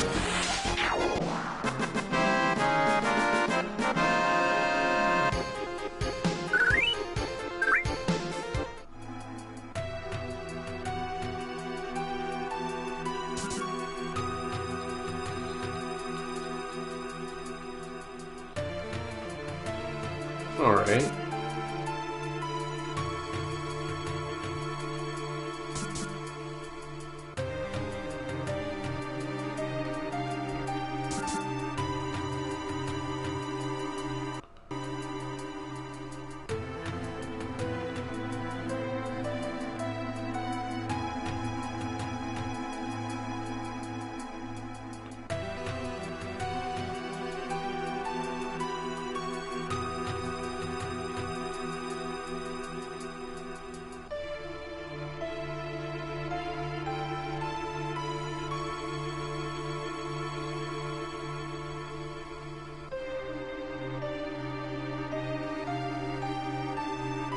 Hey, Red 13.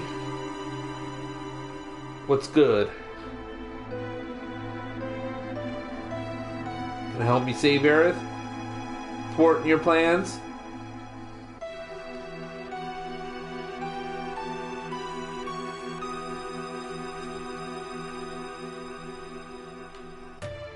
And then we get to see Genova for the first time.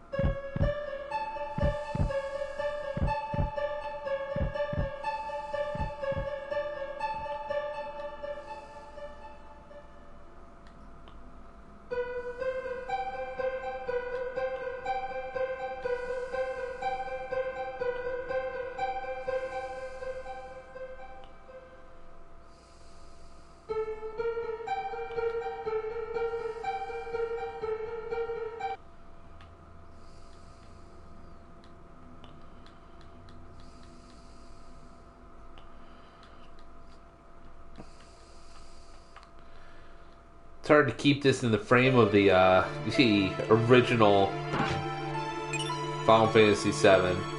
Ooh, poisoned. Don't know if I'll be using that too much around here, but better safe than sorry.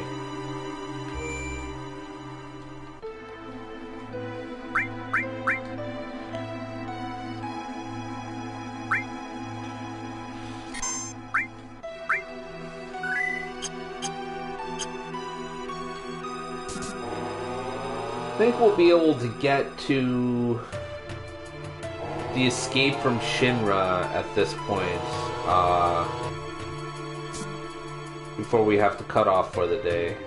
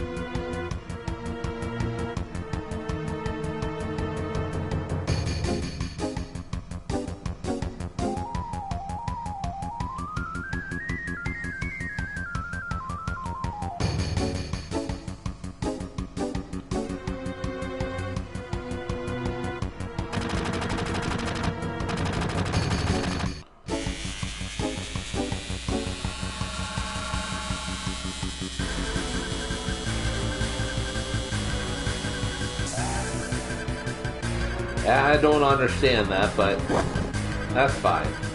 You don't need to understand how a turret gun managed to not break any of the glass, but managed to actually open the chamber.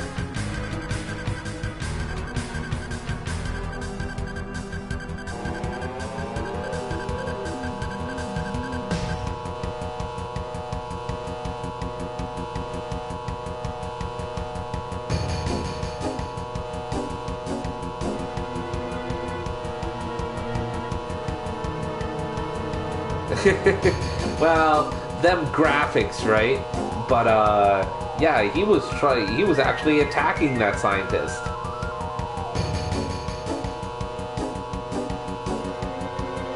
And now it's talking.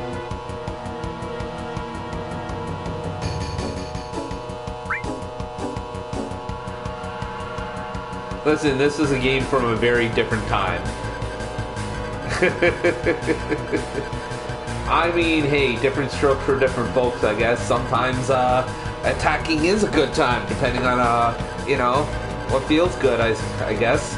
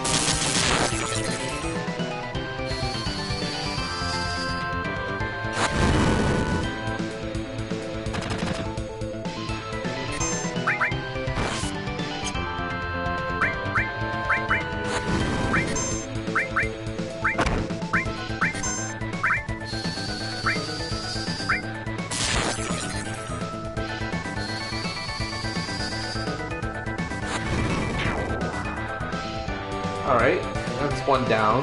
Oh, there's no point in... Gotcha. Alright. Understood.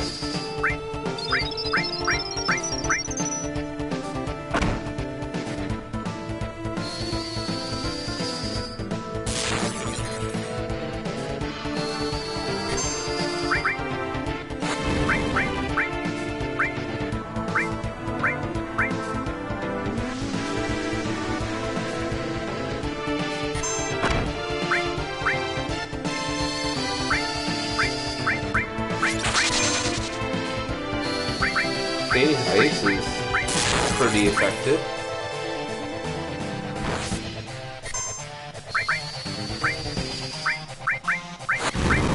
Oh, fire is really effective against them. Alright. Guess that's why Red 13 has the fire materia.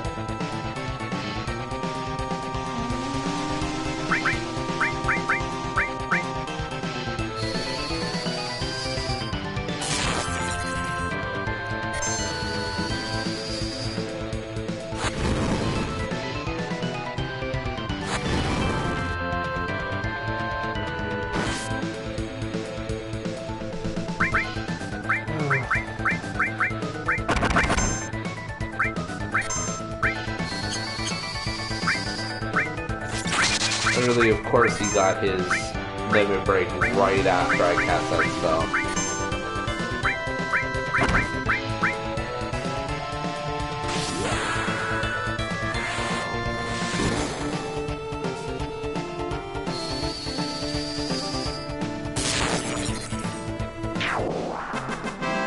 There we go.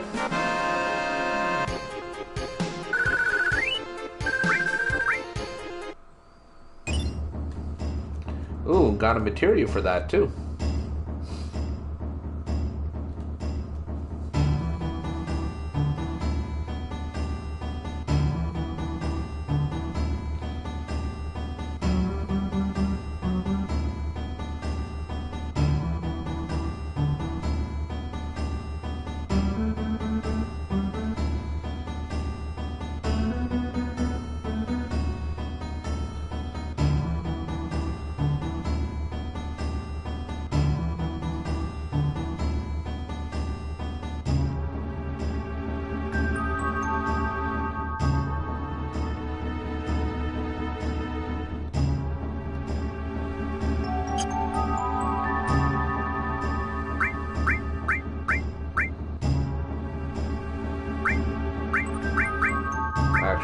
yeah, we gotta do that first. Oh boy, alright. So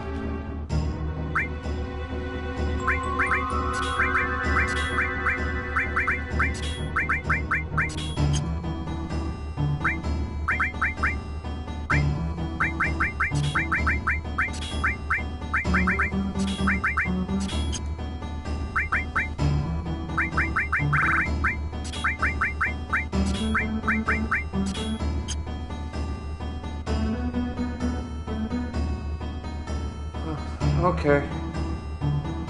Love you. I'll talk to you soon.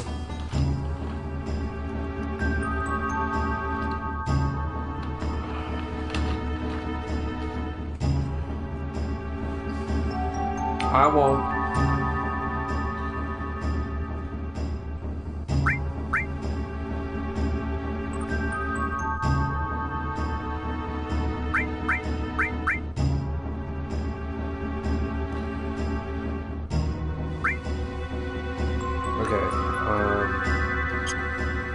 Figure out who is going to be in my party.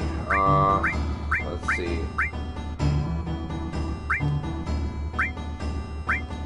I like this. This was the setup I had for quite a while the last time I remember getting through this spot. So let's stick with it, shall we?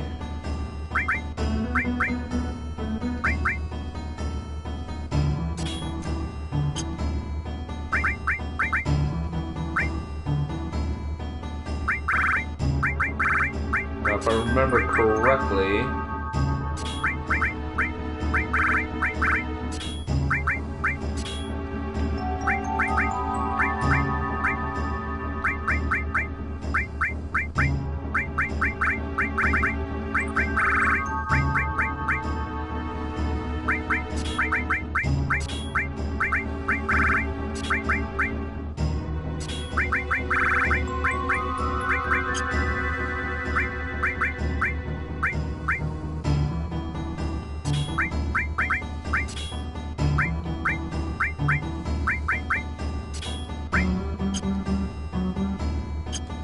let's hope that checks out.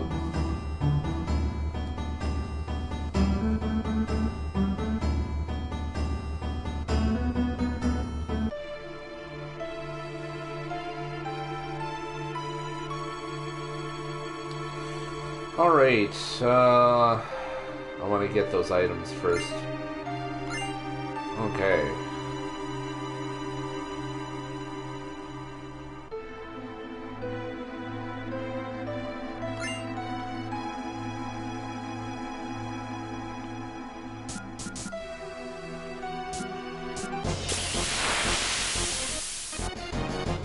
Just checking to see what other stuff I could get myself into. I don't recall these enemies.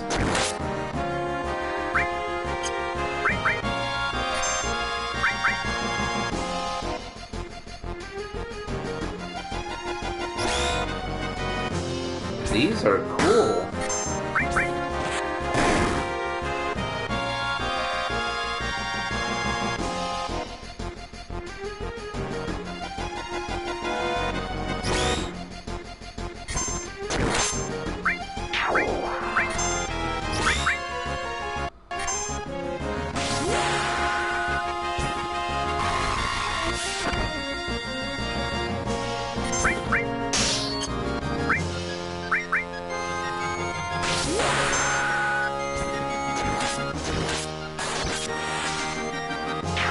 That it?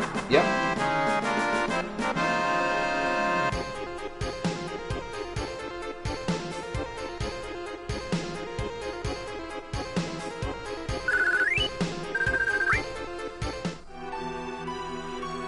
All right.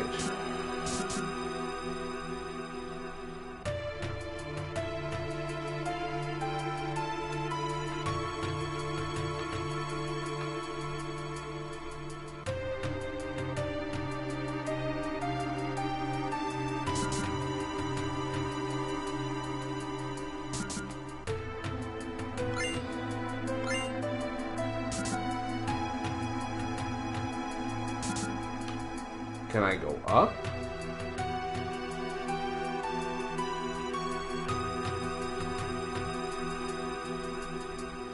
Right, okay. That is for next time.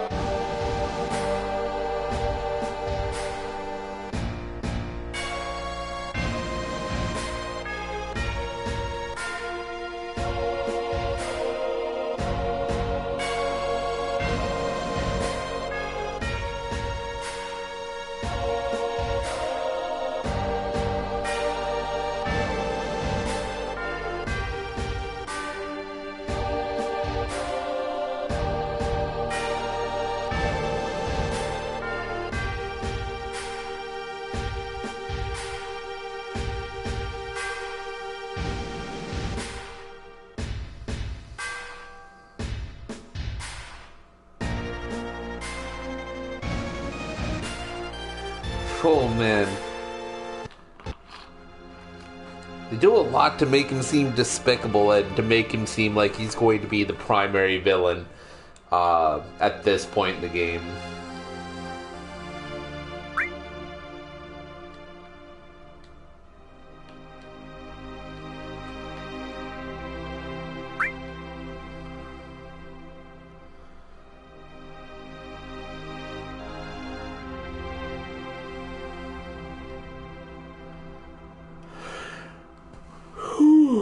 Pardon me.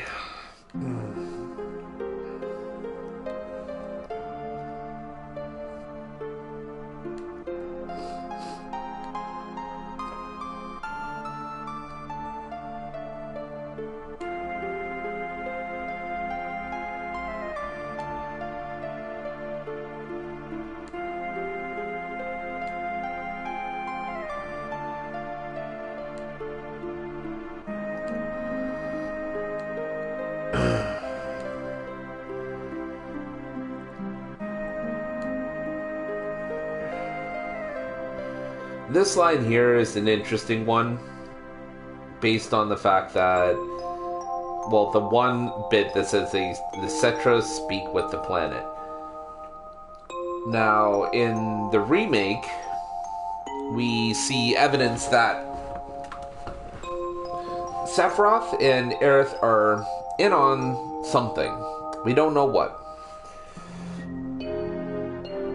And I feel like this is based on their ability to speak with the planet.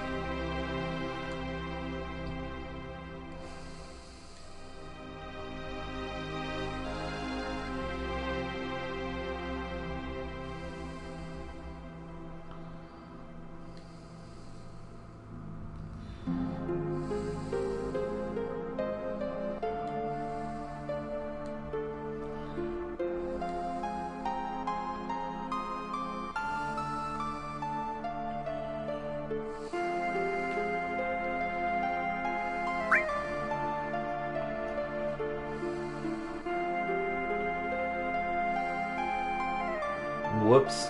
Did not mean to miss out on Barret in Red 13 like that, but there it is, I guess.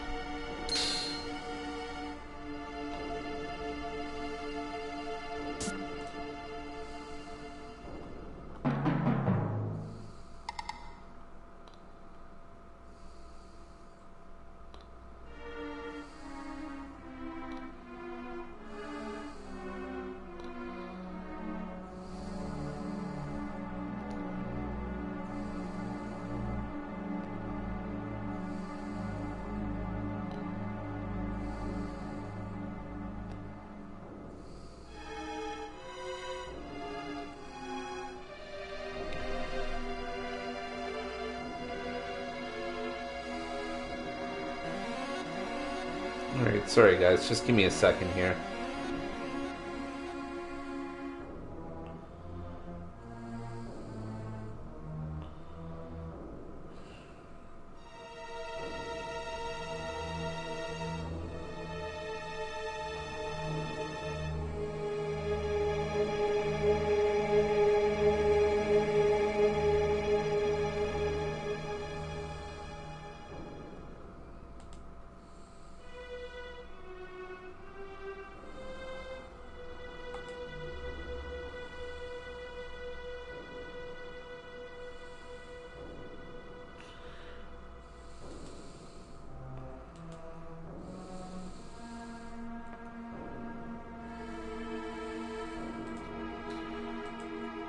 Just there's something that isn't working right, so I'm just checking in.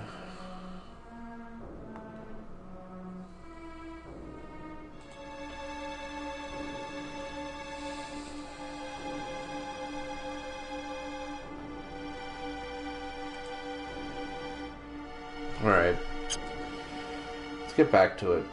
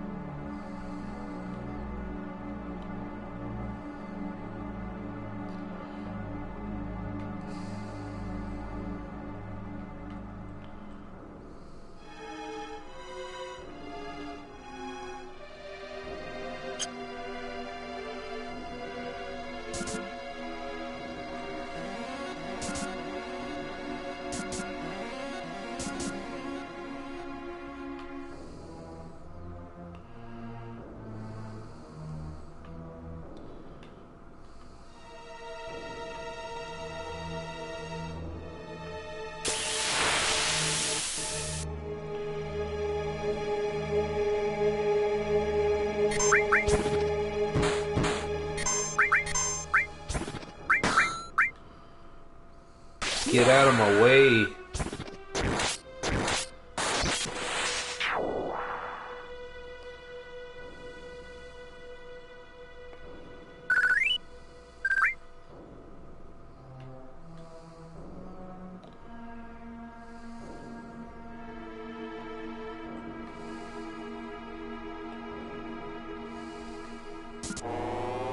Oh shit. Nope, nope, nope. Let's save.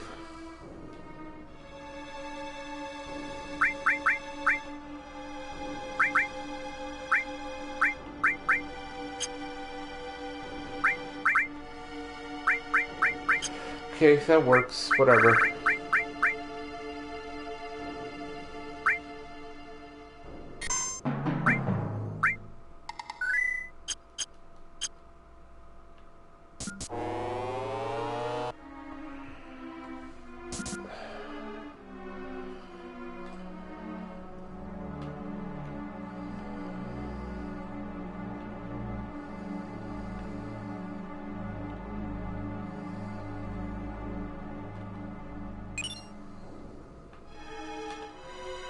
One of my favorite materials in the entire game right there. So does that mean we go this way? Yeah, we're following the blood trail, everybody.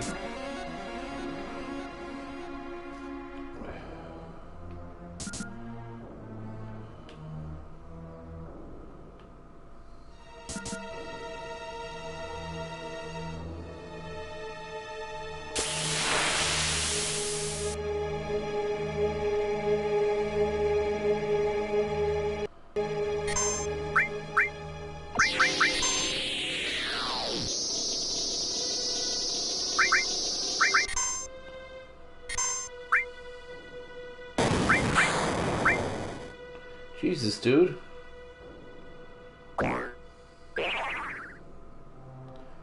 Wow. Alright.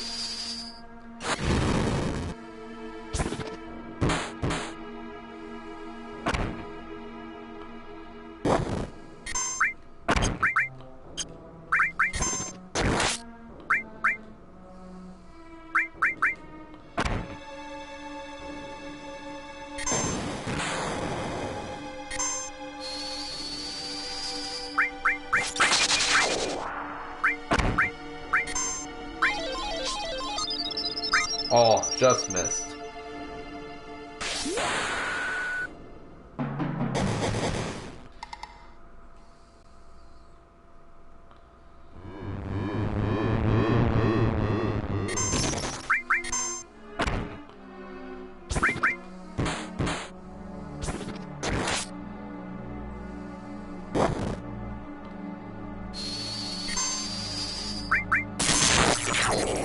Of course.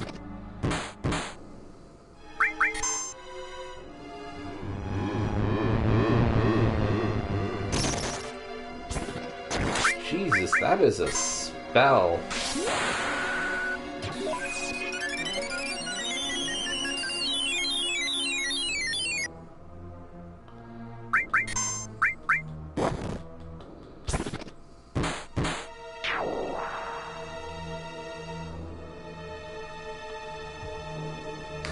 I'm in the camp that limit break of Aerith's healing wind should really take care of, I think it should take care of minor status effects like poison. Or, yeah, poison. No. That'll be good enough.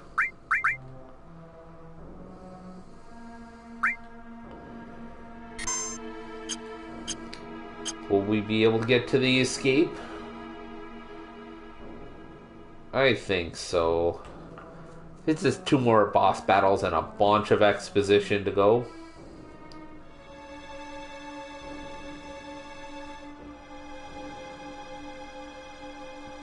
What?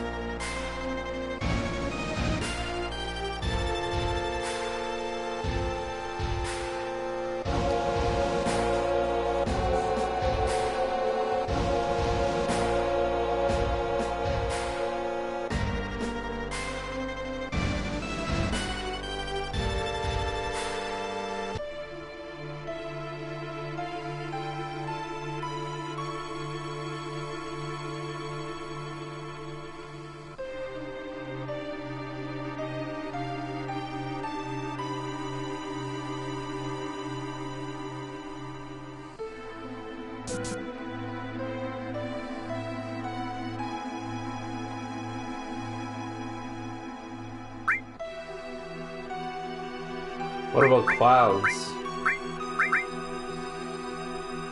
I do not get his back, do I? Yes, I do. Alright, awesome. So she's got Lightning All and Restore All.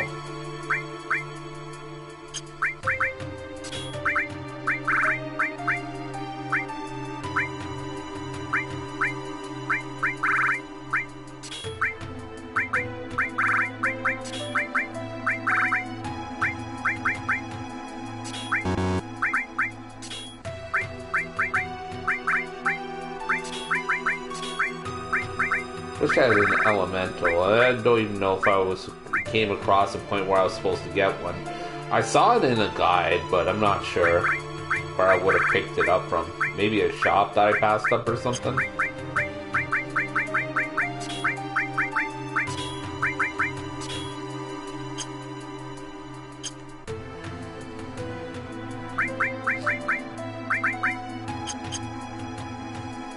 That one's just force of habit.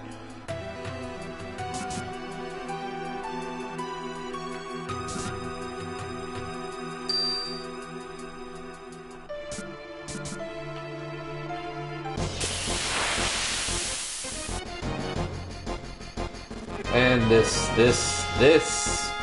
son of a bitch.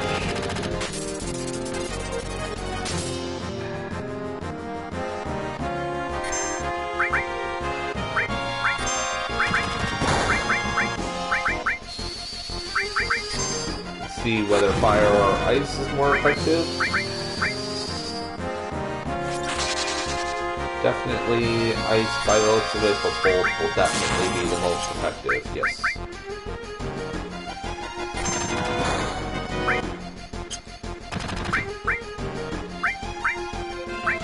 I have to use pretty much magic for everything anyhow. Because physical attacks that aren't carrots won't reach this guy.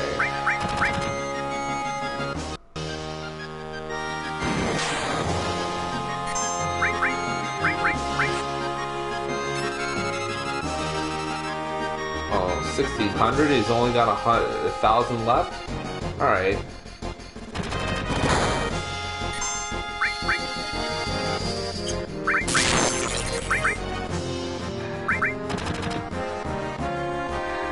Let's pour it on then.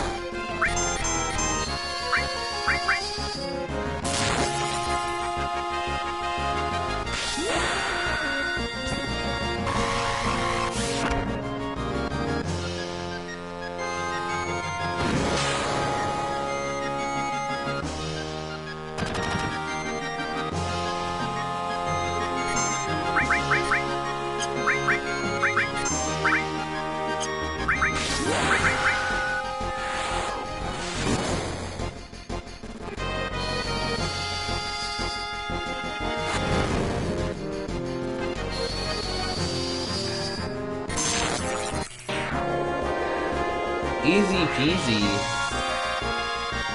I don't know what is with these battles that were supposed to hand me my ass.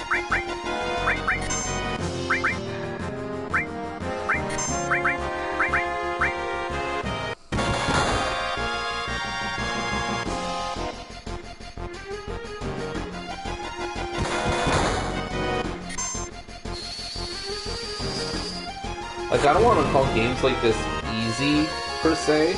I think I've just gotten really good at them over the years, playing nothing but them, essentially.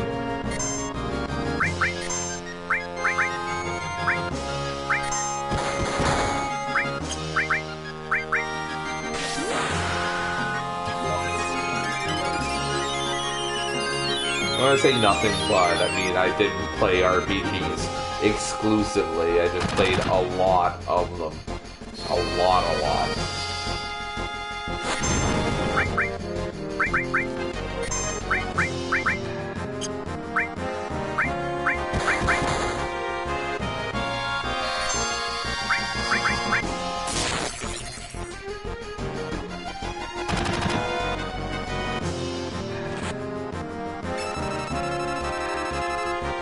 Well, we're almost done with this.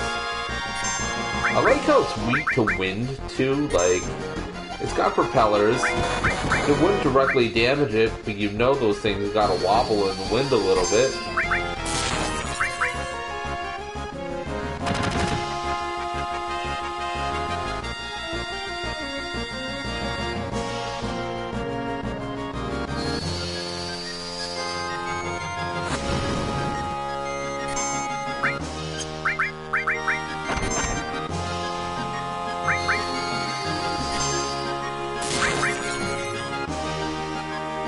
That should do it. No, next one? Ah, shit. All this time I'm like, oh man, you should only use magic with people who are close range. There we go. That does it.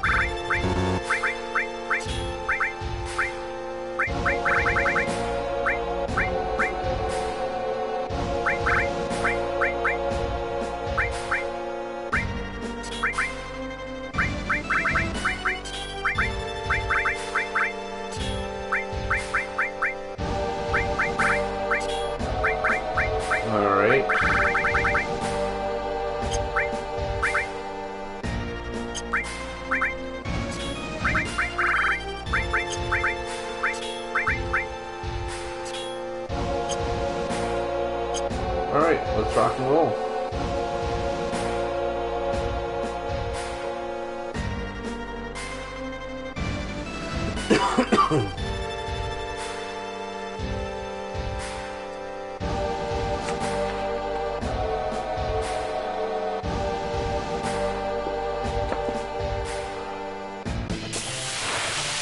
You would be right.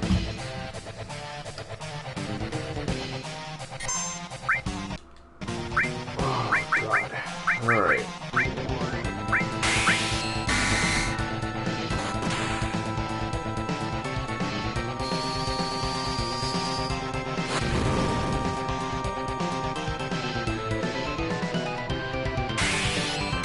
Sorry, I can deal with a barrier. Physical attacks won't be as effective, but I still have magic.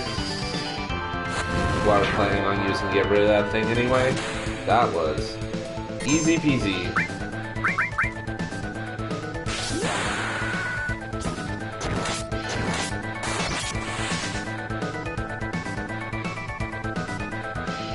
Did it paralyze him? Or stop him? Wow, alright. I'll take that.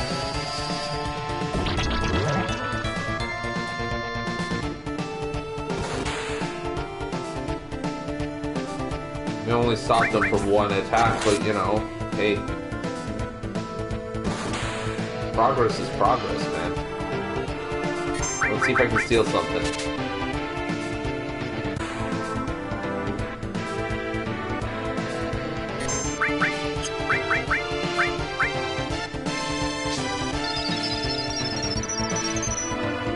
Oh, I really should have put a cure on him. Aww.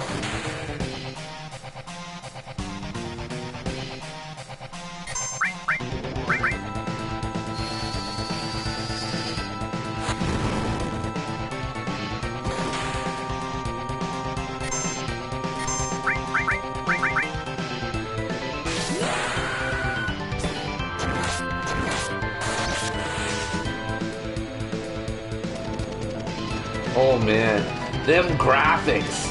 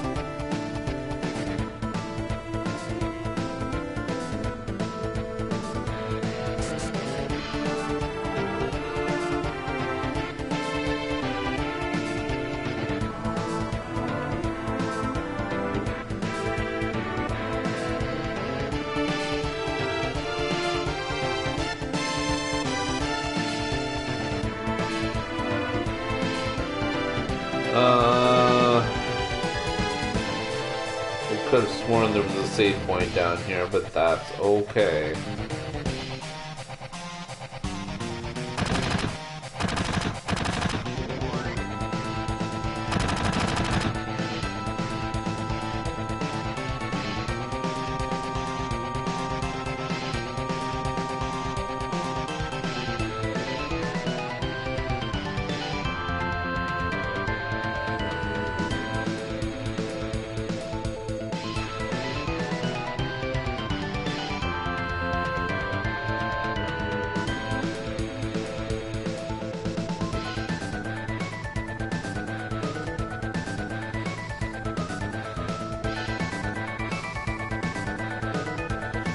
Oh, the infamous bike chase is gonna happen real soon.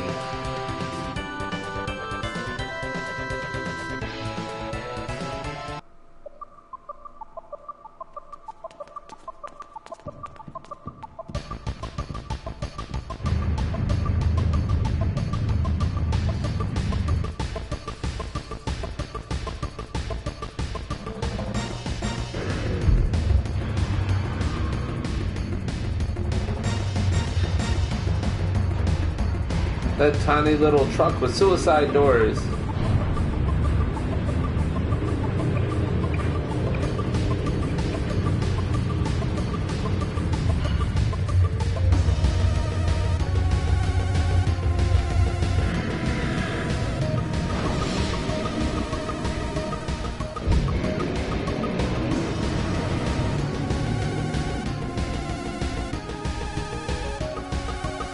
All right.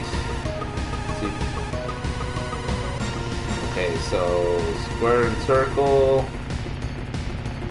We are gonna need that because so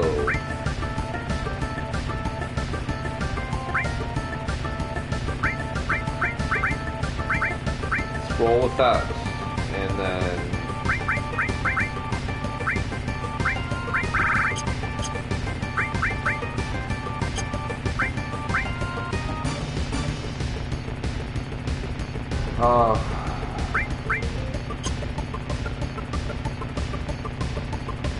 does this mean let's double check them just in case. Okay, so he's the only one who can carry on. Okay, so back to the party that I wanted. And let's get everybody equipped, shall we?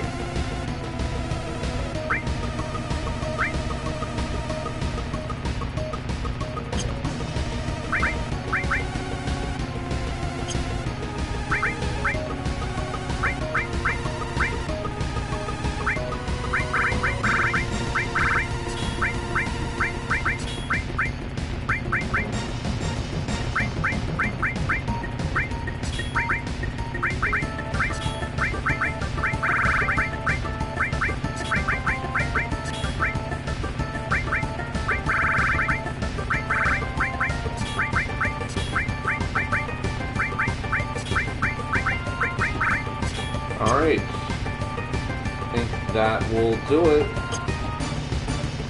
Actually, you know what, let's get everybody healed up first.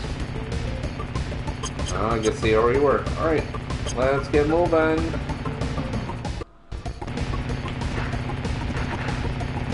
That controls pretty well with the analog.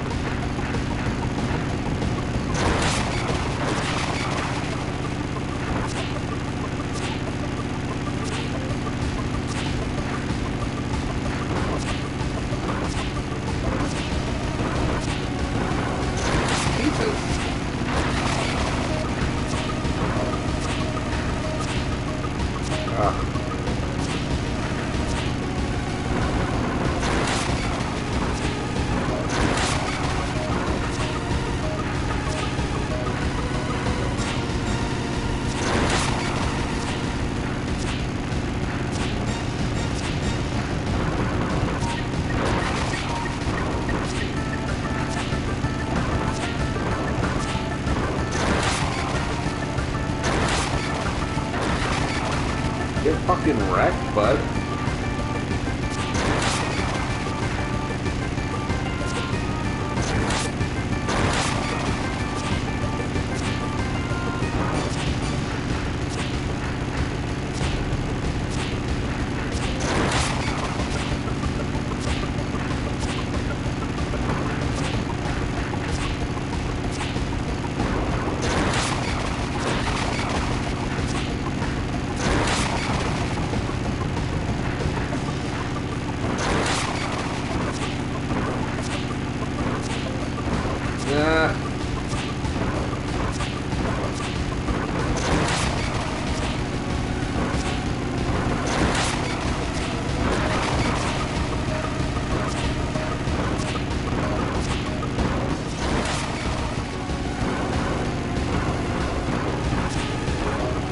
Dealt without that little segment there where I could control everything, but I couldn't see anything.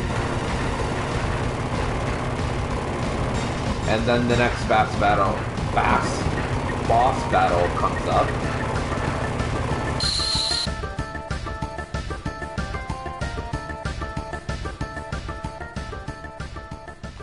Running a little bit later than I thought I would here, but not by much.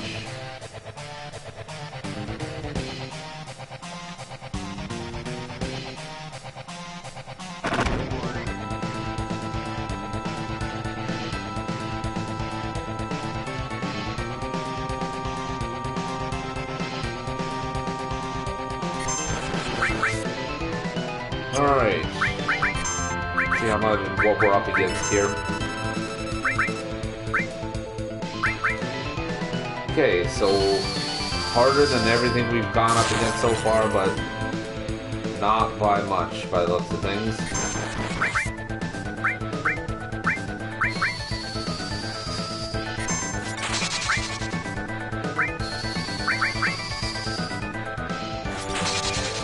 It's also a lot more vulnerable to magic by the looks of things, so...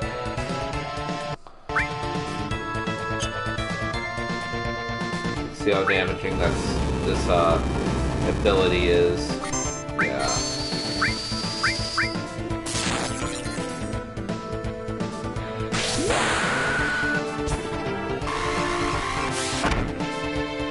Oh, nice.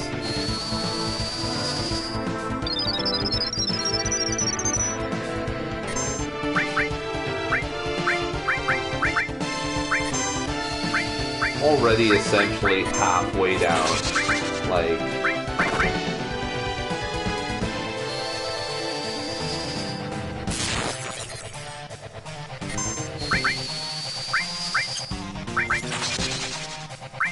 I feel like I was a lot more worried about these battles when I was younger. This is just redonkulous in terms of the difference in difficulty I presumed it was before. This will hurt quite a bit.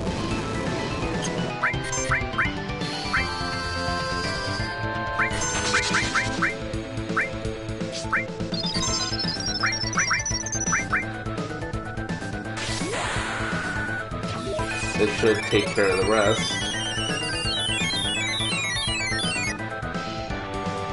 Well, almost.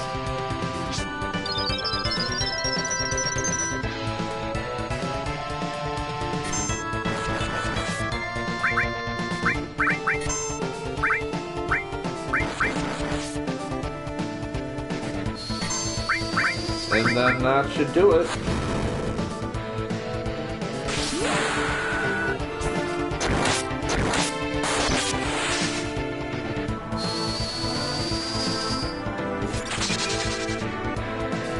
Or not. That's fine.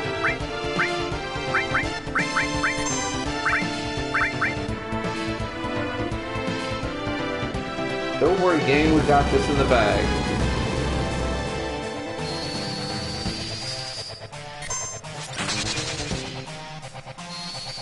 And that should be all that she wrote. Yep.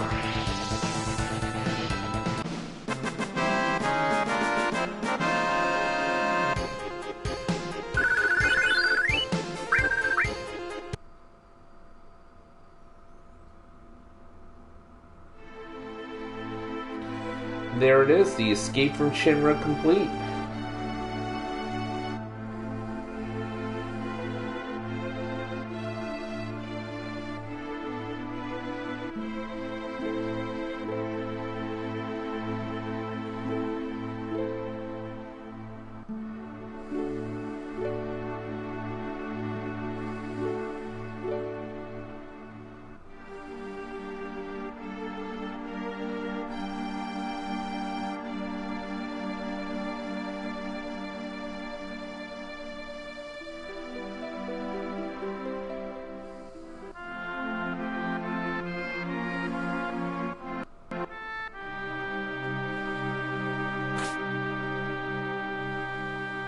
little bit later than I was hoping, but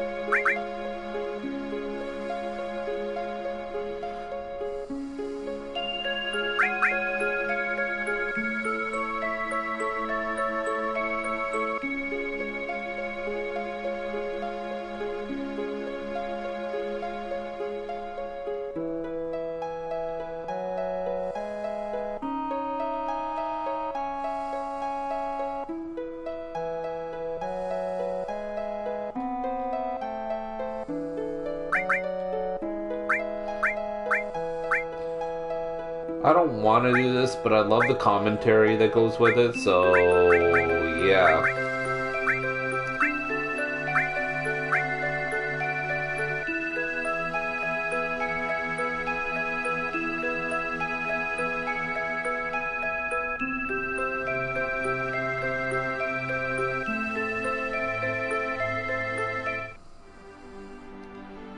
Yeah, I know how to save, thank you. Alright, so that will do it for today. Again, a little bit later than I was hoping it would be, but not by too much, actually, considering I was like, yeah, I'll do the escape from Midgar by the time I need to be done, which was 15 minutes ago. That's fairly accurate, all things considered. I'm usually not that good with that kind of stuff, so yeah. So, just to catch you guys up, in case you're watching on VOD or in case you're watching on YouTube, this week will be a lot of it different than it has been in the past. Afternoon streams will happen whenever I feel like streaming. Honestly, if I feel like I've got the time and I want to, then I will. My plan is to, through the afternoon, I'll finish up Final Fantasy VII, and then I'll go game by game, because that's probably a lot more productive than trying to do one different game per stream. So I'd like to get Final Fantasy VII done, then 8, and then 9, and we'll go from there. Next week, I may do some afternoon streams for a game called Death Stranding, based on a request from a friend on Discord. We'll see how that goes. Still have some talking to do and what have you, but that may end up being the case. Let's see. Night streams are the ones that are going to be scheduled.